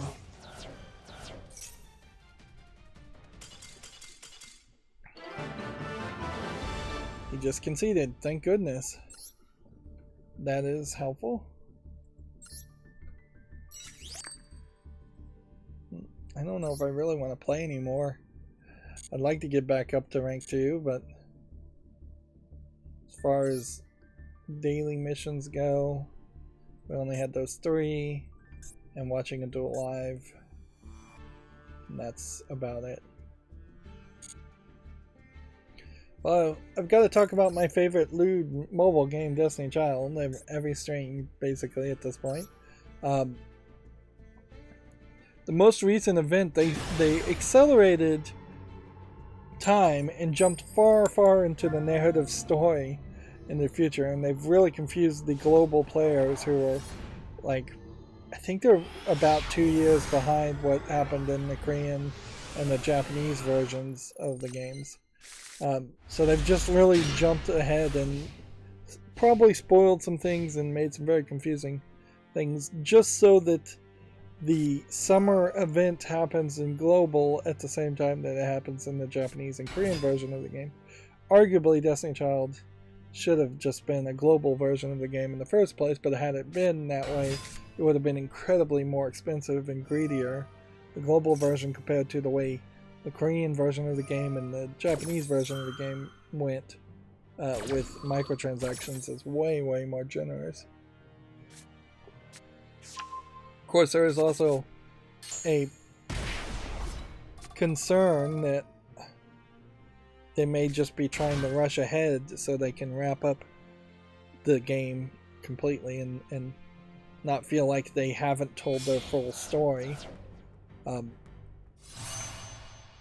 and what that would be for a game that's constantly updating every month is they would just stop doing the special events. They would stop doing any rewards or extra things, and they'd still sell the game so that you could potentially play the main story and experience it, but the dailies and the events would be gone, and it would be incredibly boring in that scenario. Meanwhile, they still haven't really launched their other game, Nikkei, which you would have thought that it would have been out by now instead of just being in beta. Yeah. So the strategy here is to play Pot of Desire. I think some people would probably argue that Pot of Desire here might be the best card, because card advantage of just being able to draw 2 cards is so high.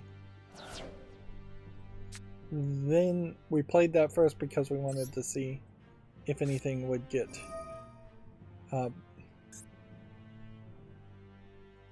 cancelled or countered. Then we'll destroy spells and trap cards. Then we'll activate this.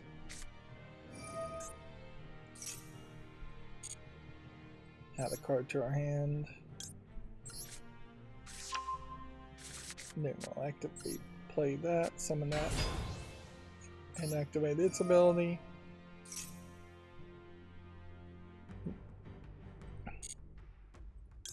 Toss that. Summon that. Go through the loop here.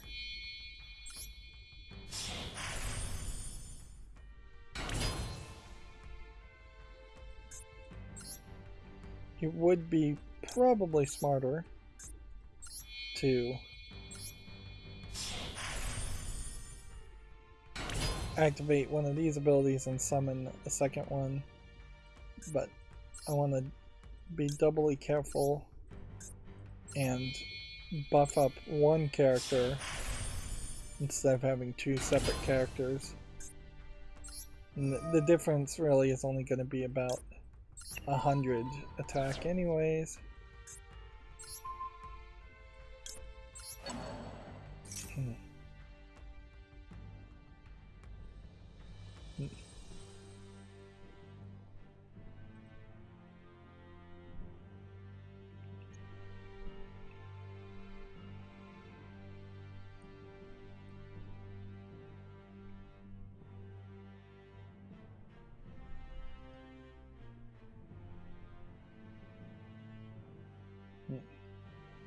You guys taking a sweet time, so let's go through some news. Taiko no Tetsujin Rhythm Festival game modes trailer is available. This is a drum beating game that comes over to the West every now and then for the Switch. I assume with the Switch you're just swinging the Joy-Cons left and right.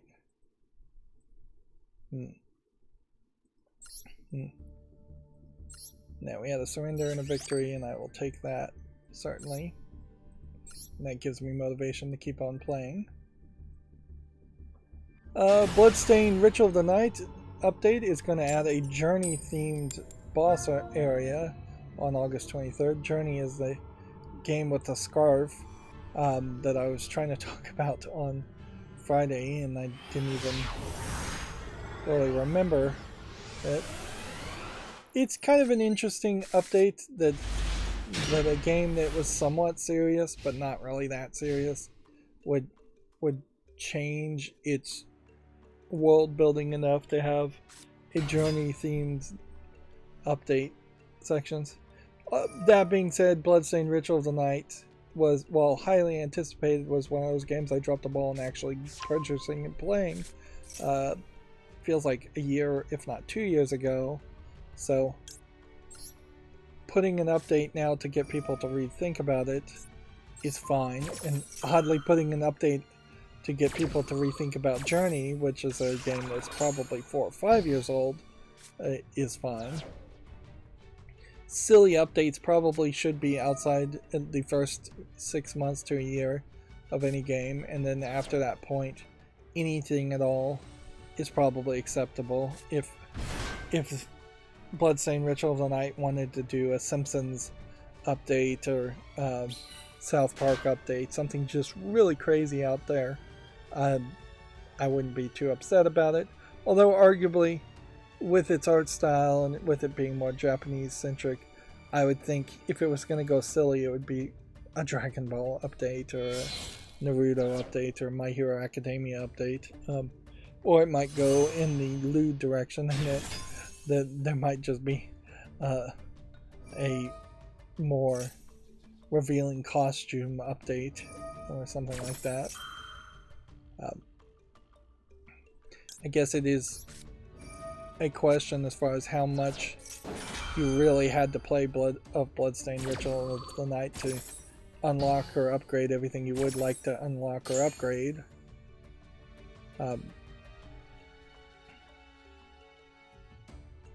Then we already talked about this, but here's some more pictures as far as speaking of the silliness of what Space Channel 5 looks like and what Comic Zone looks like. Comic Zone very much being dithered. I actually heard a thing about comic books that the reason why Green Lantern is weak to yellow is just what was the second cheapest ink color. Almost certainly green would have been the first cheapest ink color, and they were literally just pricing it down to that level of an extreme just to make actual decisions based on what the price of ink is, which that's an intriguing suggestion. I don't know if I 100% believe it because I just heard it from a random person, but yeah, it's intriguing.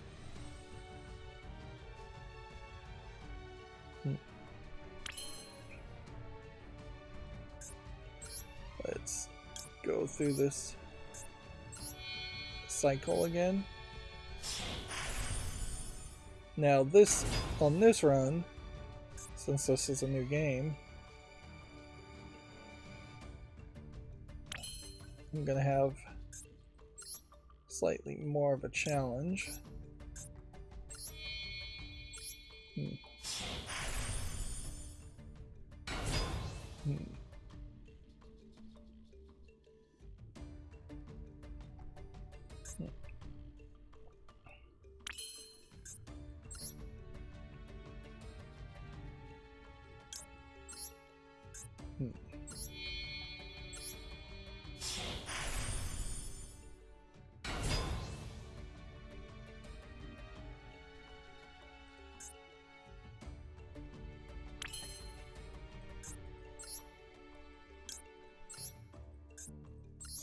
Hit that. Try to keep on playing. Yeah, this is only going to be 400 attack, so I kind of should have put it in defense position.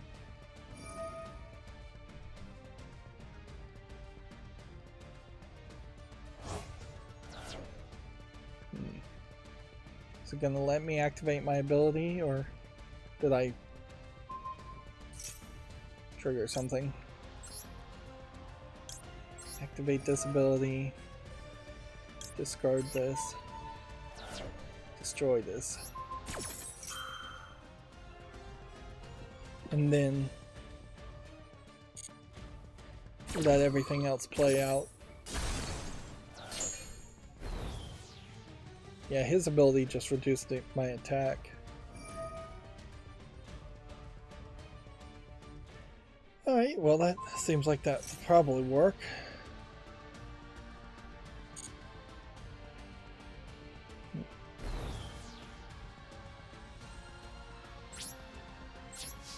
In the turn there. And see, then when this next turn starts, I can potentially just activate this and destroy this one. Main phase 1, Is he gonna summon something? Is he just gonna put it in attack mode? Battle phase. Is nothing gonna let me activate this ability? Or this? Come on, let me activate something. There we go.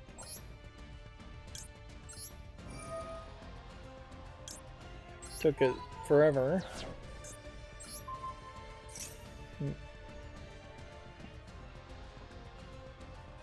While that's resolving, we have a game called Black Myth Wukong. Has 8 minutes of new gameplay and 6 minutes of cutscene.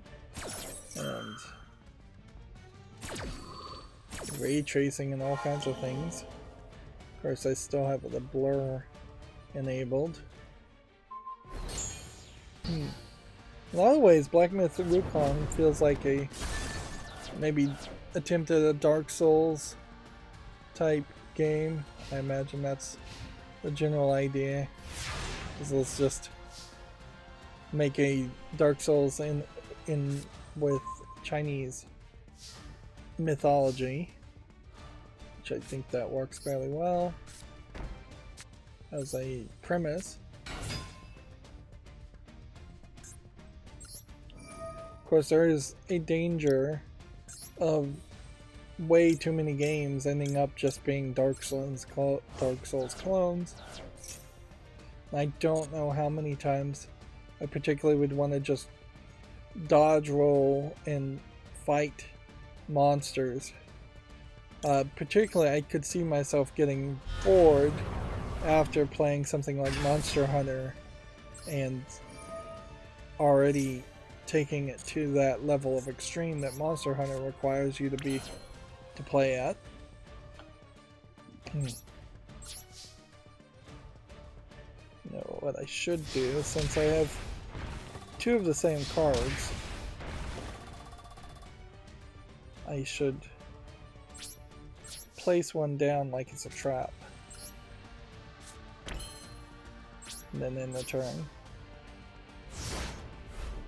Yeah, it looks like you're playing as the Monkey King.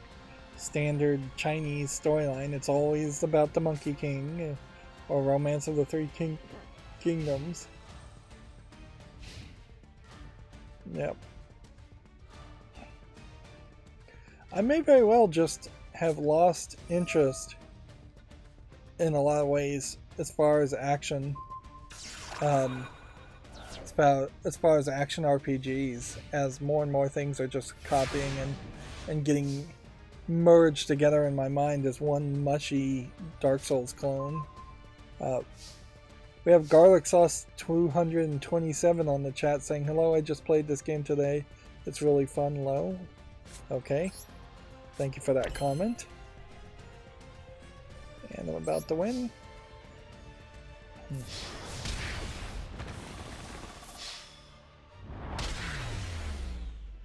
So, we could end on a victory, certainly, or we could just keep on playing, and I think I'll continue to keep on playing. We'll back up to gold tier 2.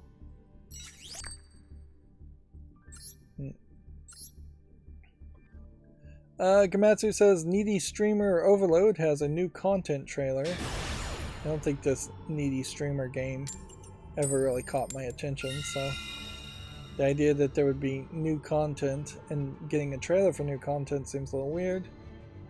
Pokemon Scarlet and Violet trailers, details and screenshots. The new Pokemon Cyclizar, Terrastalizing, and new held items.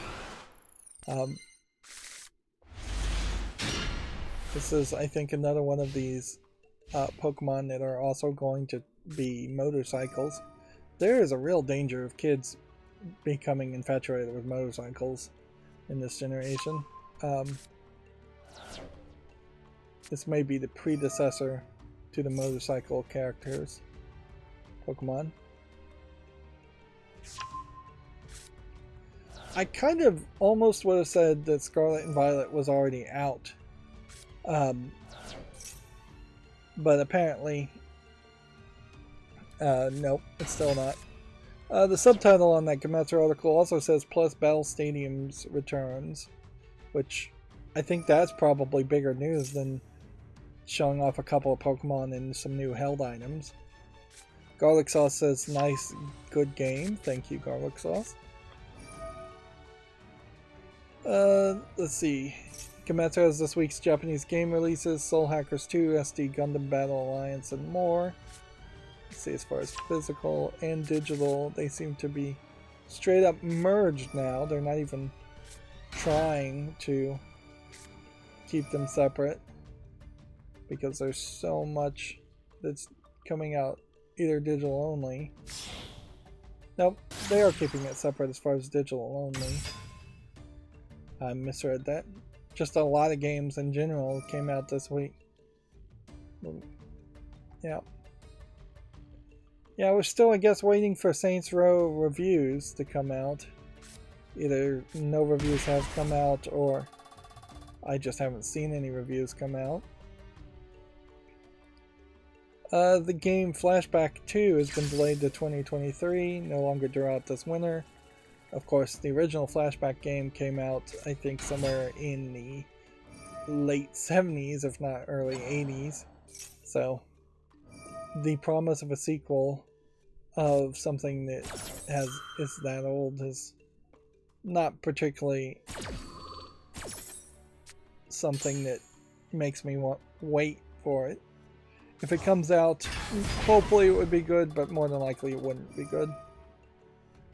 I saw a show on Hulu that was supposed to be called Damien. Apparently, this is a show that was made and came out, and I never even heard about it, and probably was canceled very quickly. But it's supposed to be the child from The Omen grown up as a sequel, and yeah, that never works.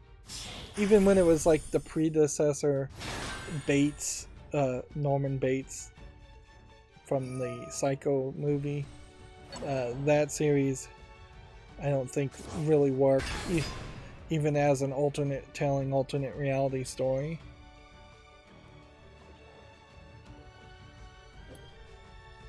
The Doctor Sleep movie sequel to The Shining didn't really work in my book. I'm not sure there's ever been a scenario where a sequel has really worked particularly well. I don't think any of the Star Wars movies would really count.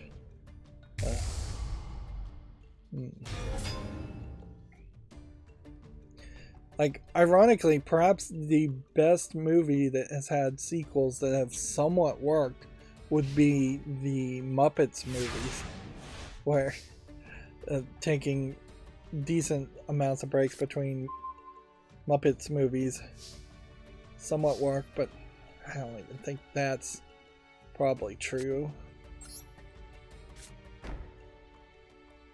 People always want sequels and want more to good art, but the fact is that the good art is usually good because it wrapped itself up nicely in a bow to start with.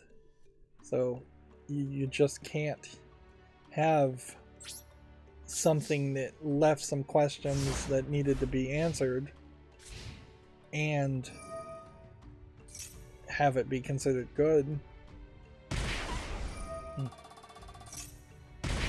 Moving on, Nagoshi Studios' first game is going to contain elements of violence, but more like a Quentin Tarantino theme than a thriller or horror game. Something that's just intimidating or just gory and brutal isn't to my liking. This is the Yakuza series creator talking about that. We kind of already covered that story. A roguelite hack-and-slash action game called Tameless has been announced for the PS5, PS4, Xbox One and Series, Switch, and PC. It's due out in 2023. Let's go ahead and just cancel this ability, even though I don't know what this ability really is. Just getting the card out of my hand will allow me to pay less attention to actually playing the game.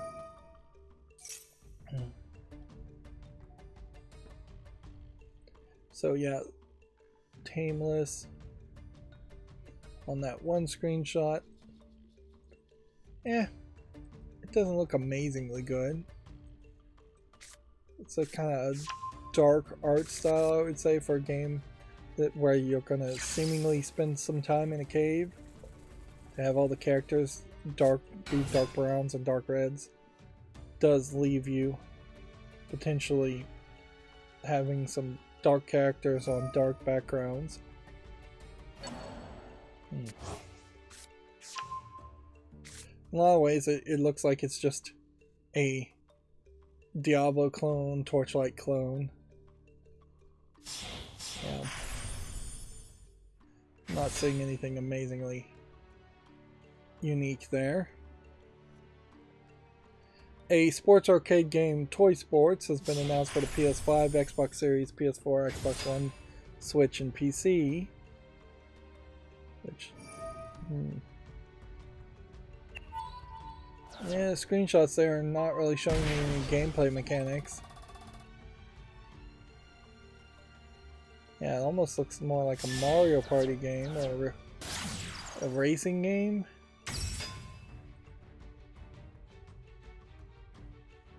Yeah, it looks like it's really just a racing game.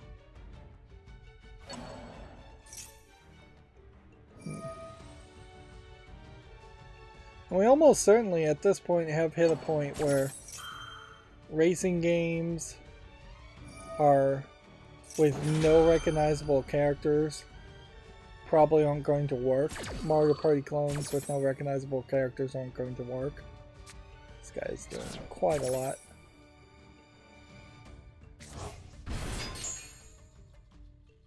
Of course, there's always that possibility that you either kill yourself or nearly kill yourself playing all your cards, and if you can just get a board clear, that may be all that's necessary. A 3D platformer called Kuko's Lost Pets launches in December for the PS4, Switch, and PC, and in 2023 for the PS5, Xbox Series, and Xbox One. Looks like it's mostly a platforming game. The Cuckoos. I don't know if Cuckoos is a good name to use. Like, this character looks a little monkey-like.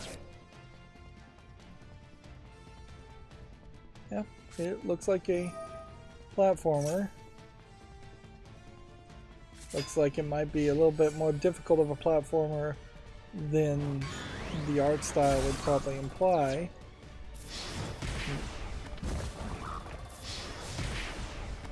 Alright, is this guy going to be able to win in one turn, or is he...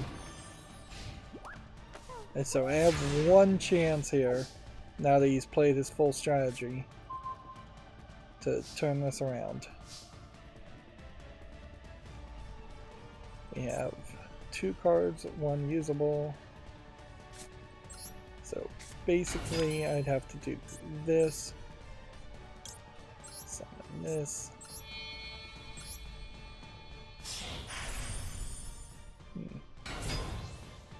And the trick here would be we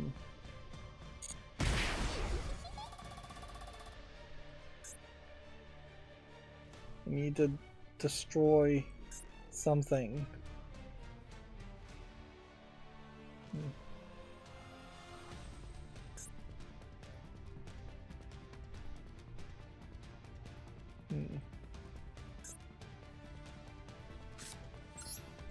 Nope. I have lost. So you just try for an intimidation play, put down everything like it's a trap, and end the turn. Like, he may take 1,000 damage here this turn, but I needed to take another 2,000 damage somewhere else.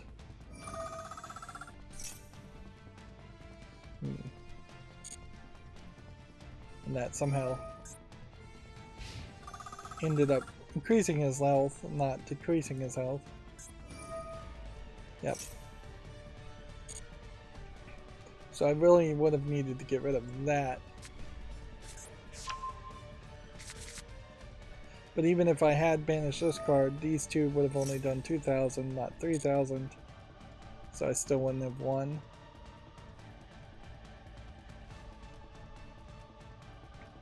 A game called Dungeons 4 has been announced for the PS5, Xbox Series, Switch, and PC.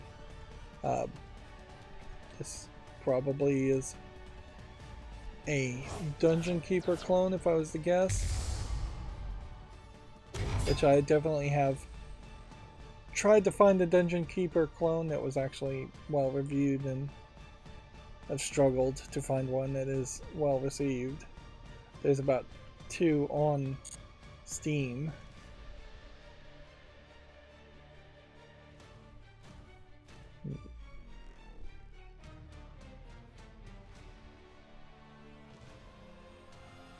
This one has more of a cartoony like appearance to it.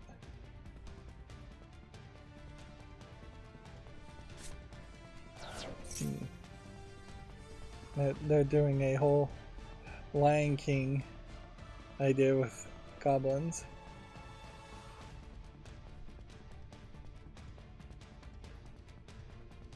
Yeah, the exact style of comedy that Dungeon Keeper had will never be recaptured, so Dungeons 4 going a little bit more cartoony with it's probably fine. You're just never going to get Dungeon Keeper, or the Dungeon Keeper you would want. Although, if Microsoft acquires Activision Blizzard like it does, then the Dungeon Keeper license, I think, would be under their ownership, and they could try to revive it. They've got plenty of companies even now that they need to give some work to and announce some games are for. This guy's just doing everything. He's just showing off at this point. And showing off can sometimes backfire, but that doesn't mean it will.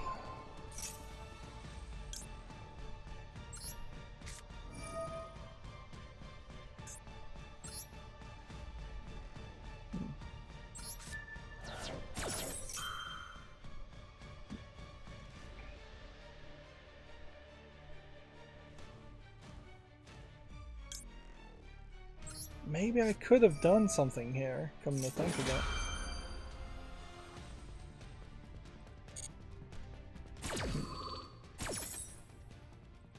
I could summon that, and that.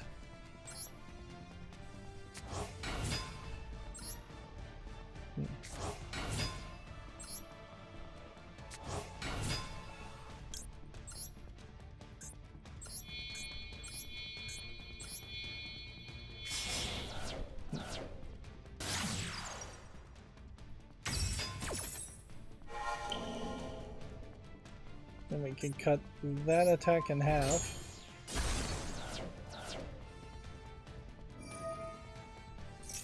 I can activate that to counter probably nothing, but whatever, we'll get rid of that.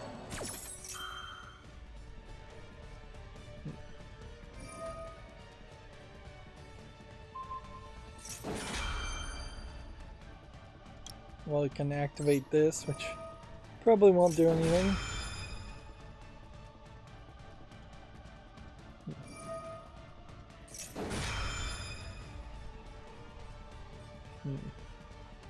Just trying everything.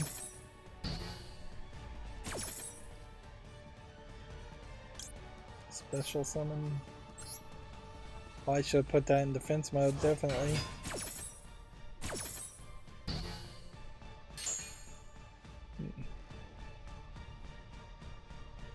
Yeah, I'm really joking myself if there's a chance that I would actually win here. Unless there was something here that stopped him from attacking. Which I don't have a card that would do that. This is just going to be a massive beatdown.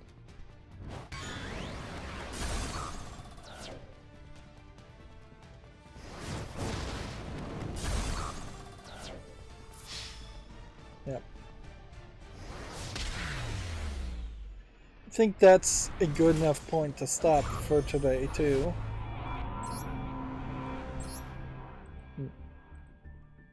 Before we risk falling back down in ranking. Let's go ahead and grab this. Get all these rewards. Then we need to spectate. Duel Pass is about to end. You'd be a sucker to buy the Duel Pass at this point. You would not get the rewards at all. Let's see, Gamatsu, we had already talked about Tintin Reporter, Cigars of the Pharaoh. It's interesting that it's being called Tintin Reporter instead of just Tintin, which is how I've always heard Tintin referred to as. But yeah, this game launches in 2023 for the PS4 and 5, and Xbox Series, and I assume Xbox One. It says Xbox Series here, and Xbox Series here, so I have to assume one of those was supposed to say Xbox One. Also the Switch and PC. Wanted Dead has been delayed to February 14th according to Gamatsu, which I think we had probably already talked about that, although maybe I'm thinking of a different game. I assume this game called Wanted Dead does not have anything to do with that comic book called Wanted, where they curved bullets and could move really fast.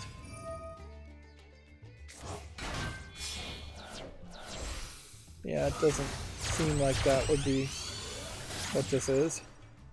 If anything, this is kind of a Ninja Gaiden inspired clone. It's saying Ninja Gaiden directly, so maybe the same people that worked on Ninja Gaiden and Dead and Alive. What's interesting is that it's jumping between the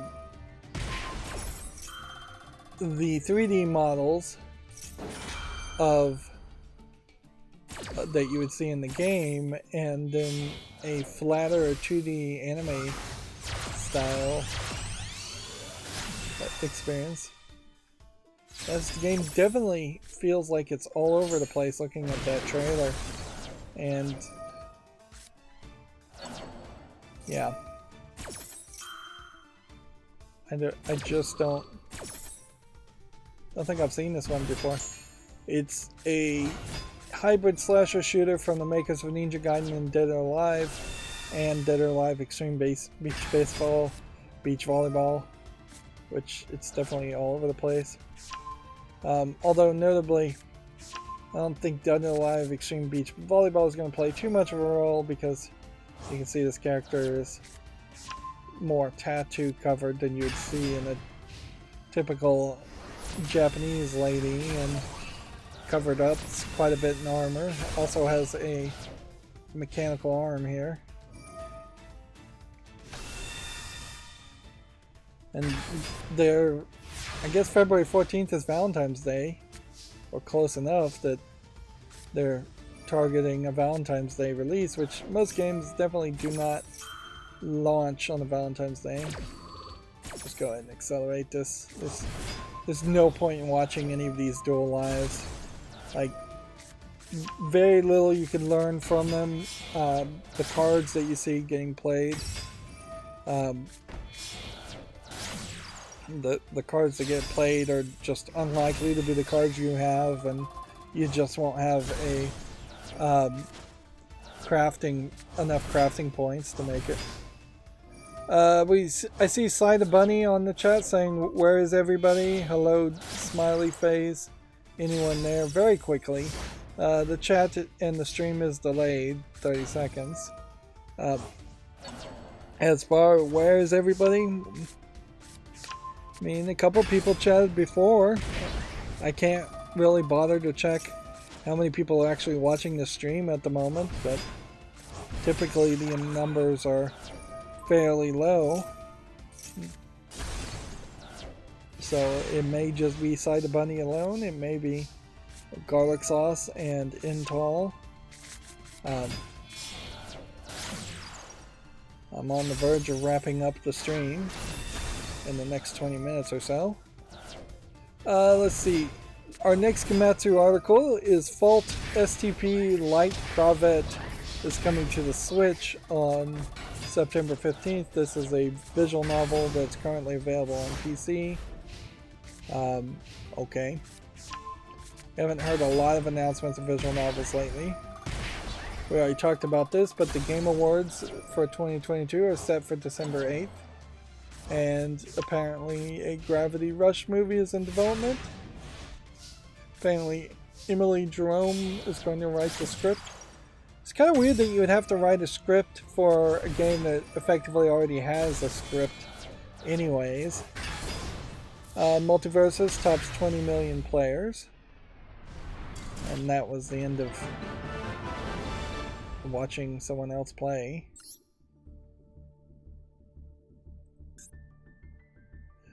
Inherently, that may mean I don't even really understand my own audience, since other people watch me play.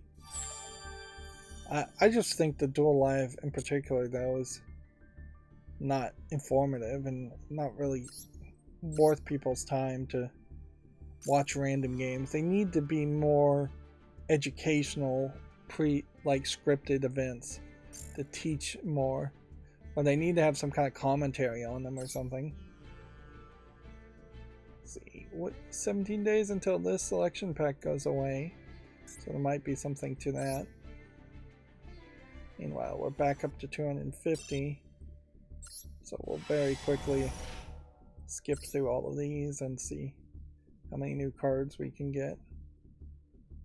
Not a great number of new cards there.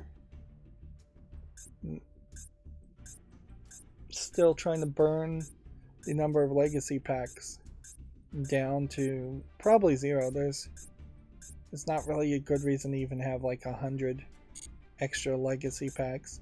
If I'm so desperate to make content that I am opening legacy packs, then I've probably just already failed at that aspect.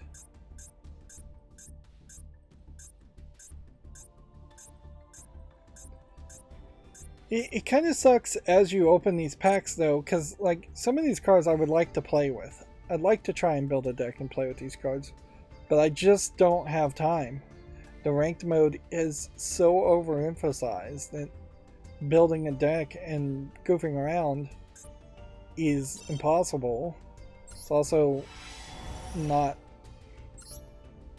really even accommodated, because you'd have to build the deck, which will take you 20 minutes. Then you'd have to play some people in non-ranked, which they have finally added a non-ranked option, but you can't still really play it because you just don't have enough time, and you should be playing ranked at all times.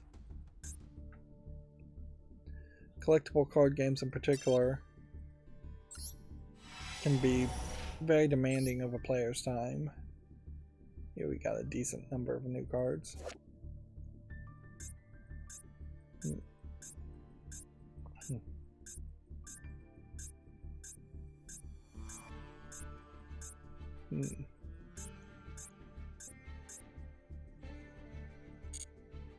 That was about 30 cards, so that gets us almost back down to 200.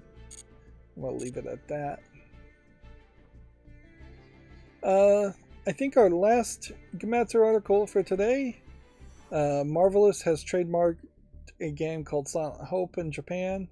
They say it's likely unrelated to Silent Hill. I would agree. Marvelous really doesn't have any business dealings with Konami, and Konami owns Silent Hill. At a certain point, though, you could make a Silent Hill type game and call it Silent Hope. Although, why even bother with that? Why not just make a series called Quiet Valley? Just the opposite, or slightly different. Quiet Peaks.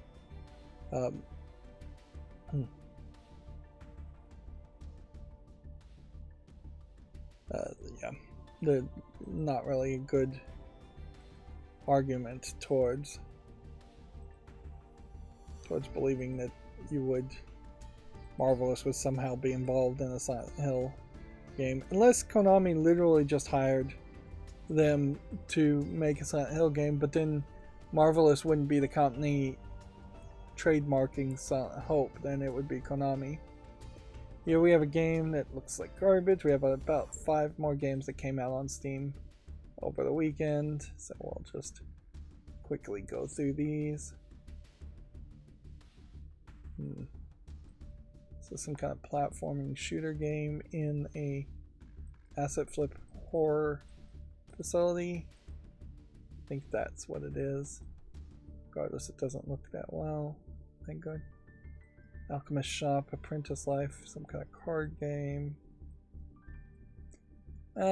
Doesn't look visually polished quite good enough to make the cut. War Tanks, looks like nothing. Here we have one called Hush Hush, only your love can save them, which seems to be a romance game. But I've put the adult filter on, so the fact that it's tagged with sexual content doesn't really make me think that there actually is any adult games in here, adult content in here. Like, of one item has been excluded based on your preferences, that probably is an adult content patch.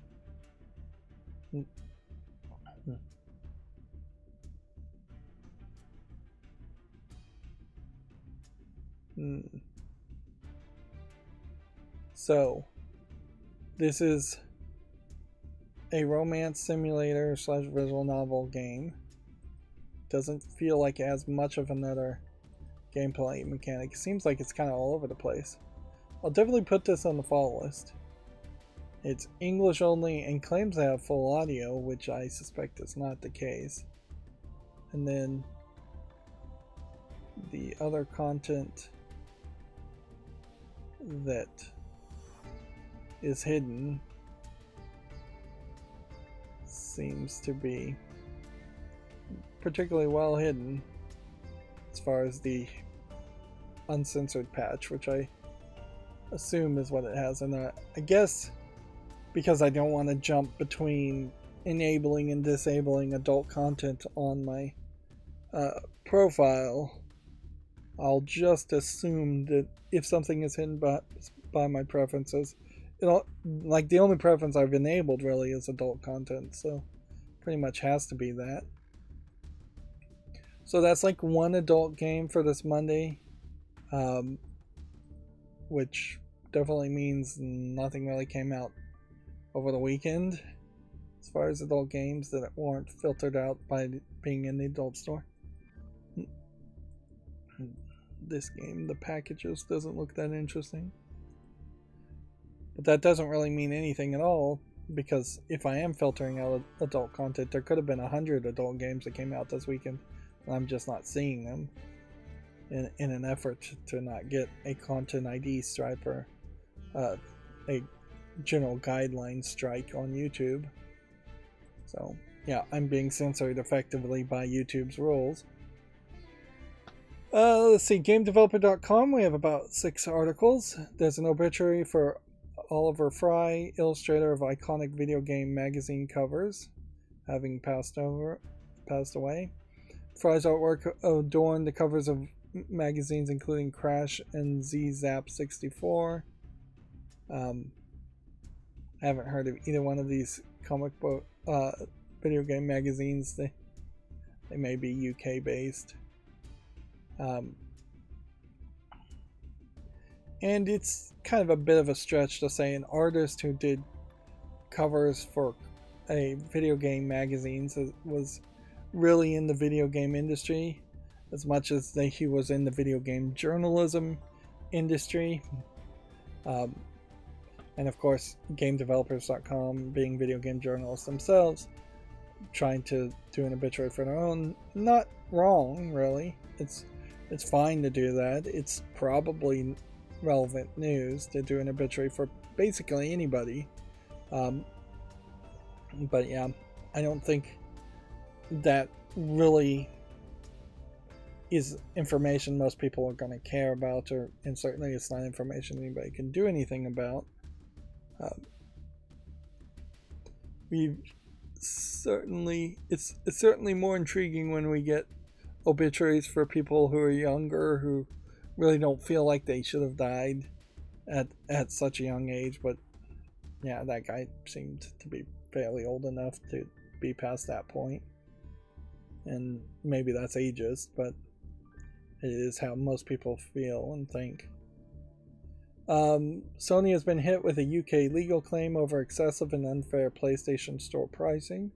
We had already talked about that, but GameDeveloper.com has the article too. Project Cars and Project Cars 2 will be delisted later this year, which I guess just means I won't bother to play them. Multiversus, nearly a month old, has surpassed 20 million players. Sony's Gravity Rush is becoming a film. Yeah, it'll be very interesting to see if the film has a character dressed in kind of this bikini type outfit or not. I guess that is a slight question as far as, since Sony games have already been mostly censored, there would not really need to be that much more censorship for the movie version of a game. If they were going to make, for instance, a God of War movie, which they probably should, and arguably that is a very big question as to why isn't there a God of War movie in development when there are Gravity Rush games in development, movies in development. Like, I don't know if there actually are any Gravity Rush games in development. I would suspect there isn't. But yeah, if you were going to make a God of War movie, particularly based off the original God of War games, you would definitely expect to see at least a breast of some female character. Like, at least. Just because of the times and the settings.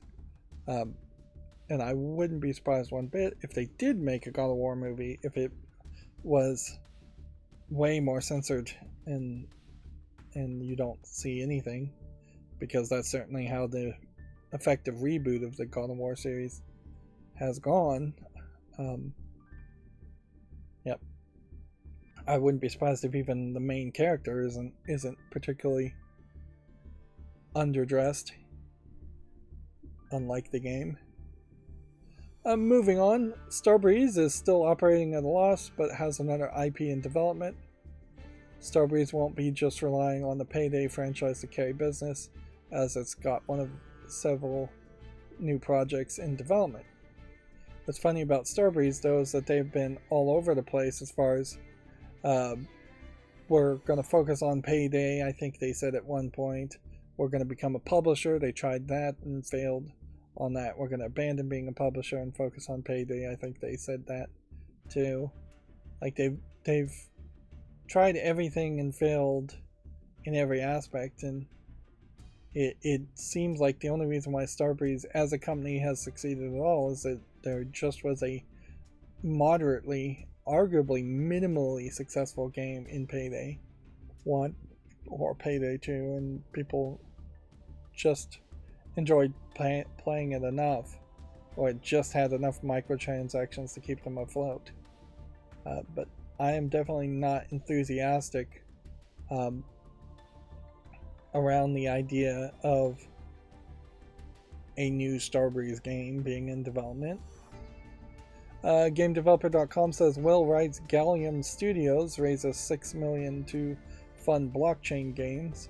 Founded by Will Wright and Lauren Elliott, Gallium Studios has secured funding for 2 blockchain games, one called Proxy, one called Voxverse. Will Wright, I think, probably a fairly old person at this point that has lost his relevancy. He created The Sims, the original Sims game, and Spore, and apparently Where in the World is Carmen Sandiego was created by Lauren Elliott. So 2 fairly old developers trying to run a video game company and probably not hiring enough new blood and fresh blood to develop modern games. Like if Gallium Studios came out with games that were just like the original Sims or just like Spore or just like Where in the World is Carmen Sandiego, which has its own problems of just not being able to be updated fast enough. You could probably make a Carmen Sandiego game now and just constantly update the facts and questions and the maps, but those would all be very old games. So in another perspective, it is actually very odd or surprising that they are going for blockchain games, but they're still behind the times at that, because at this point most people have given up on the idea of blockchain games. And then GameDeveloper.com's final article for today says Saudi Arabia voices no objection to the Microsoft Activision Blizzard acquisition, which I still have not figured out why Saudi Arabia was involved at all.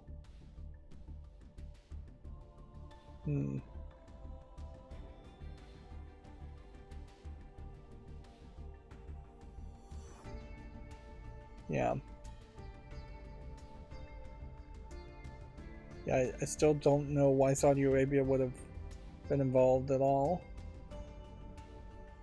Alright, let's do some follow list cleanup. Here we have VR Museum of Fine Art, which has to stay on the follow list because it's a VR game. Here we have the 7 Enigma from January 2022, which I want to give it more time, but almost certainly this is a game that is never going to have any relevancy. And it is going to be kind of a Western visual novel. It's trying for a different art style. Let's see. Yeah, I'll give it more time, but probably by January 2023 I should abandon that. Over a year's worth of time to get over 30 reviews is a lot of time. This one, I think we can say no to the Venetian Gambit. We'll take that off the follow list. It's just not enough reviews. We have a game called The Veil, which I think is mostly a audio-based game. It's rated very positively. It's out of early access, so we'll put that on the wish list and remove it from the follow list. The Use of Life is rated very positively. It's an RPG game. I guess I'll put this on the wish list, but in all honesty, I almost certainly would never play this game. It's still early access too, so I'll leave it on the follow list. That saves it. This USB found in the grass, which is mixed reviewed, so that I can leave the follow list. Let's see, we have done Settled as a horror game. I could probably remove this from the follow list now, but I'll give it more of a chance. The Unexpected Quest, a top-down real-time strategy, and here we finally hit a point where the screenshots didn't immediately load in, but it's not that bad to really worry about it.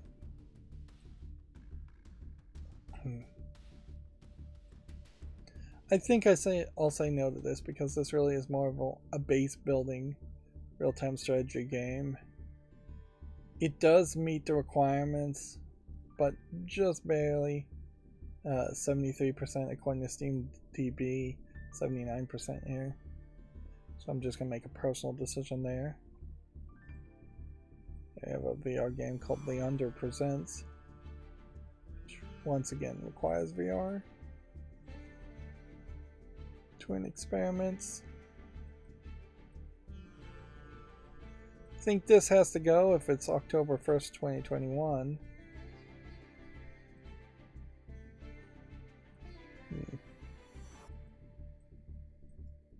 Then the Trivial Dead can go also. Alright, and because I got incredibly distracted on this stream, like I set up and ran my macro that opened up all the tabs to look at for today early, and then I spent a couple hours away from my computer. There probably is going to be a decent amount of stuff that happens today that we'll talk about on Wednesday. I will fairly quickly try and scroll down my Twitter feed and see if there's anything that really needs to be mentioned at the moment, but otherwise I think that is that. Let's see. I think we had already talked about this, but Bloomberg is now saying that the Knights of the Old Republic remake development has moved to the European Saber Interactive. Decision makers reportedly displeased with the progress under Aspire Media. Aspire is, I believe, in Dallas, Texas, as far as a company. So they just took the game out of the hands of one developer and put it in the hands of another. People really want the Knights of the Old Republic to be good. Let's see. Jeff Keighley is on August 23rd, 11 a.m. going to get a first gameplay footage of The Expanse, a Telltale series, on ONL. I don't even know what ONL is, but yeah.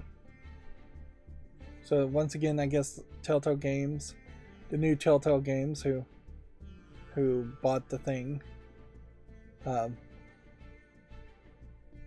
are going to try and bring out some Telltale games, and they're going to try and do it better than the old Telltale games did, as far as making effectively visual novels in a more Western style. And I kind of hope them the best, I guess, because in general, it would be nice if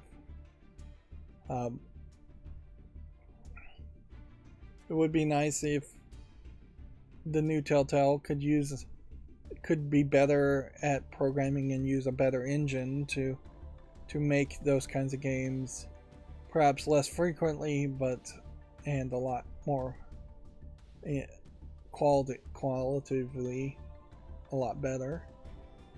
Because I do think there is a chance that Telltale style games can succeed on occasion. You really wouldn't have seen the Walking Dead Telltale game, the first one, succeed if there wasn't some level of desire there for that type of game.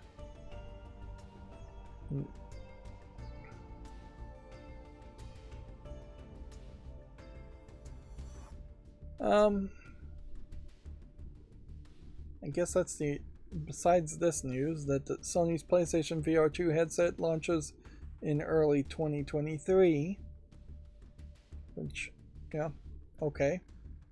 I guess that's all the news I have to say. I will say thank you to Intel, Garlic Sauce, and Cy the Bunny for jumping into the chat and saying something. And otherwise, thank you to everybody else that just decided to watch. As always, I ask you to like, share, subscribe, comment, and watch every second of my videos. If you want a friend or follow me on any social media sites, there's a bunch of links down below. And if you want to support me further, there's a link to Patreon, or you can friend me on Steam and get me a game off my wishlist. Thank you for watching. Have a good evening.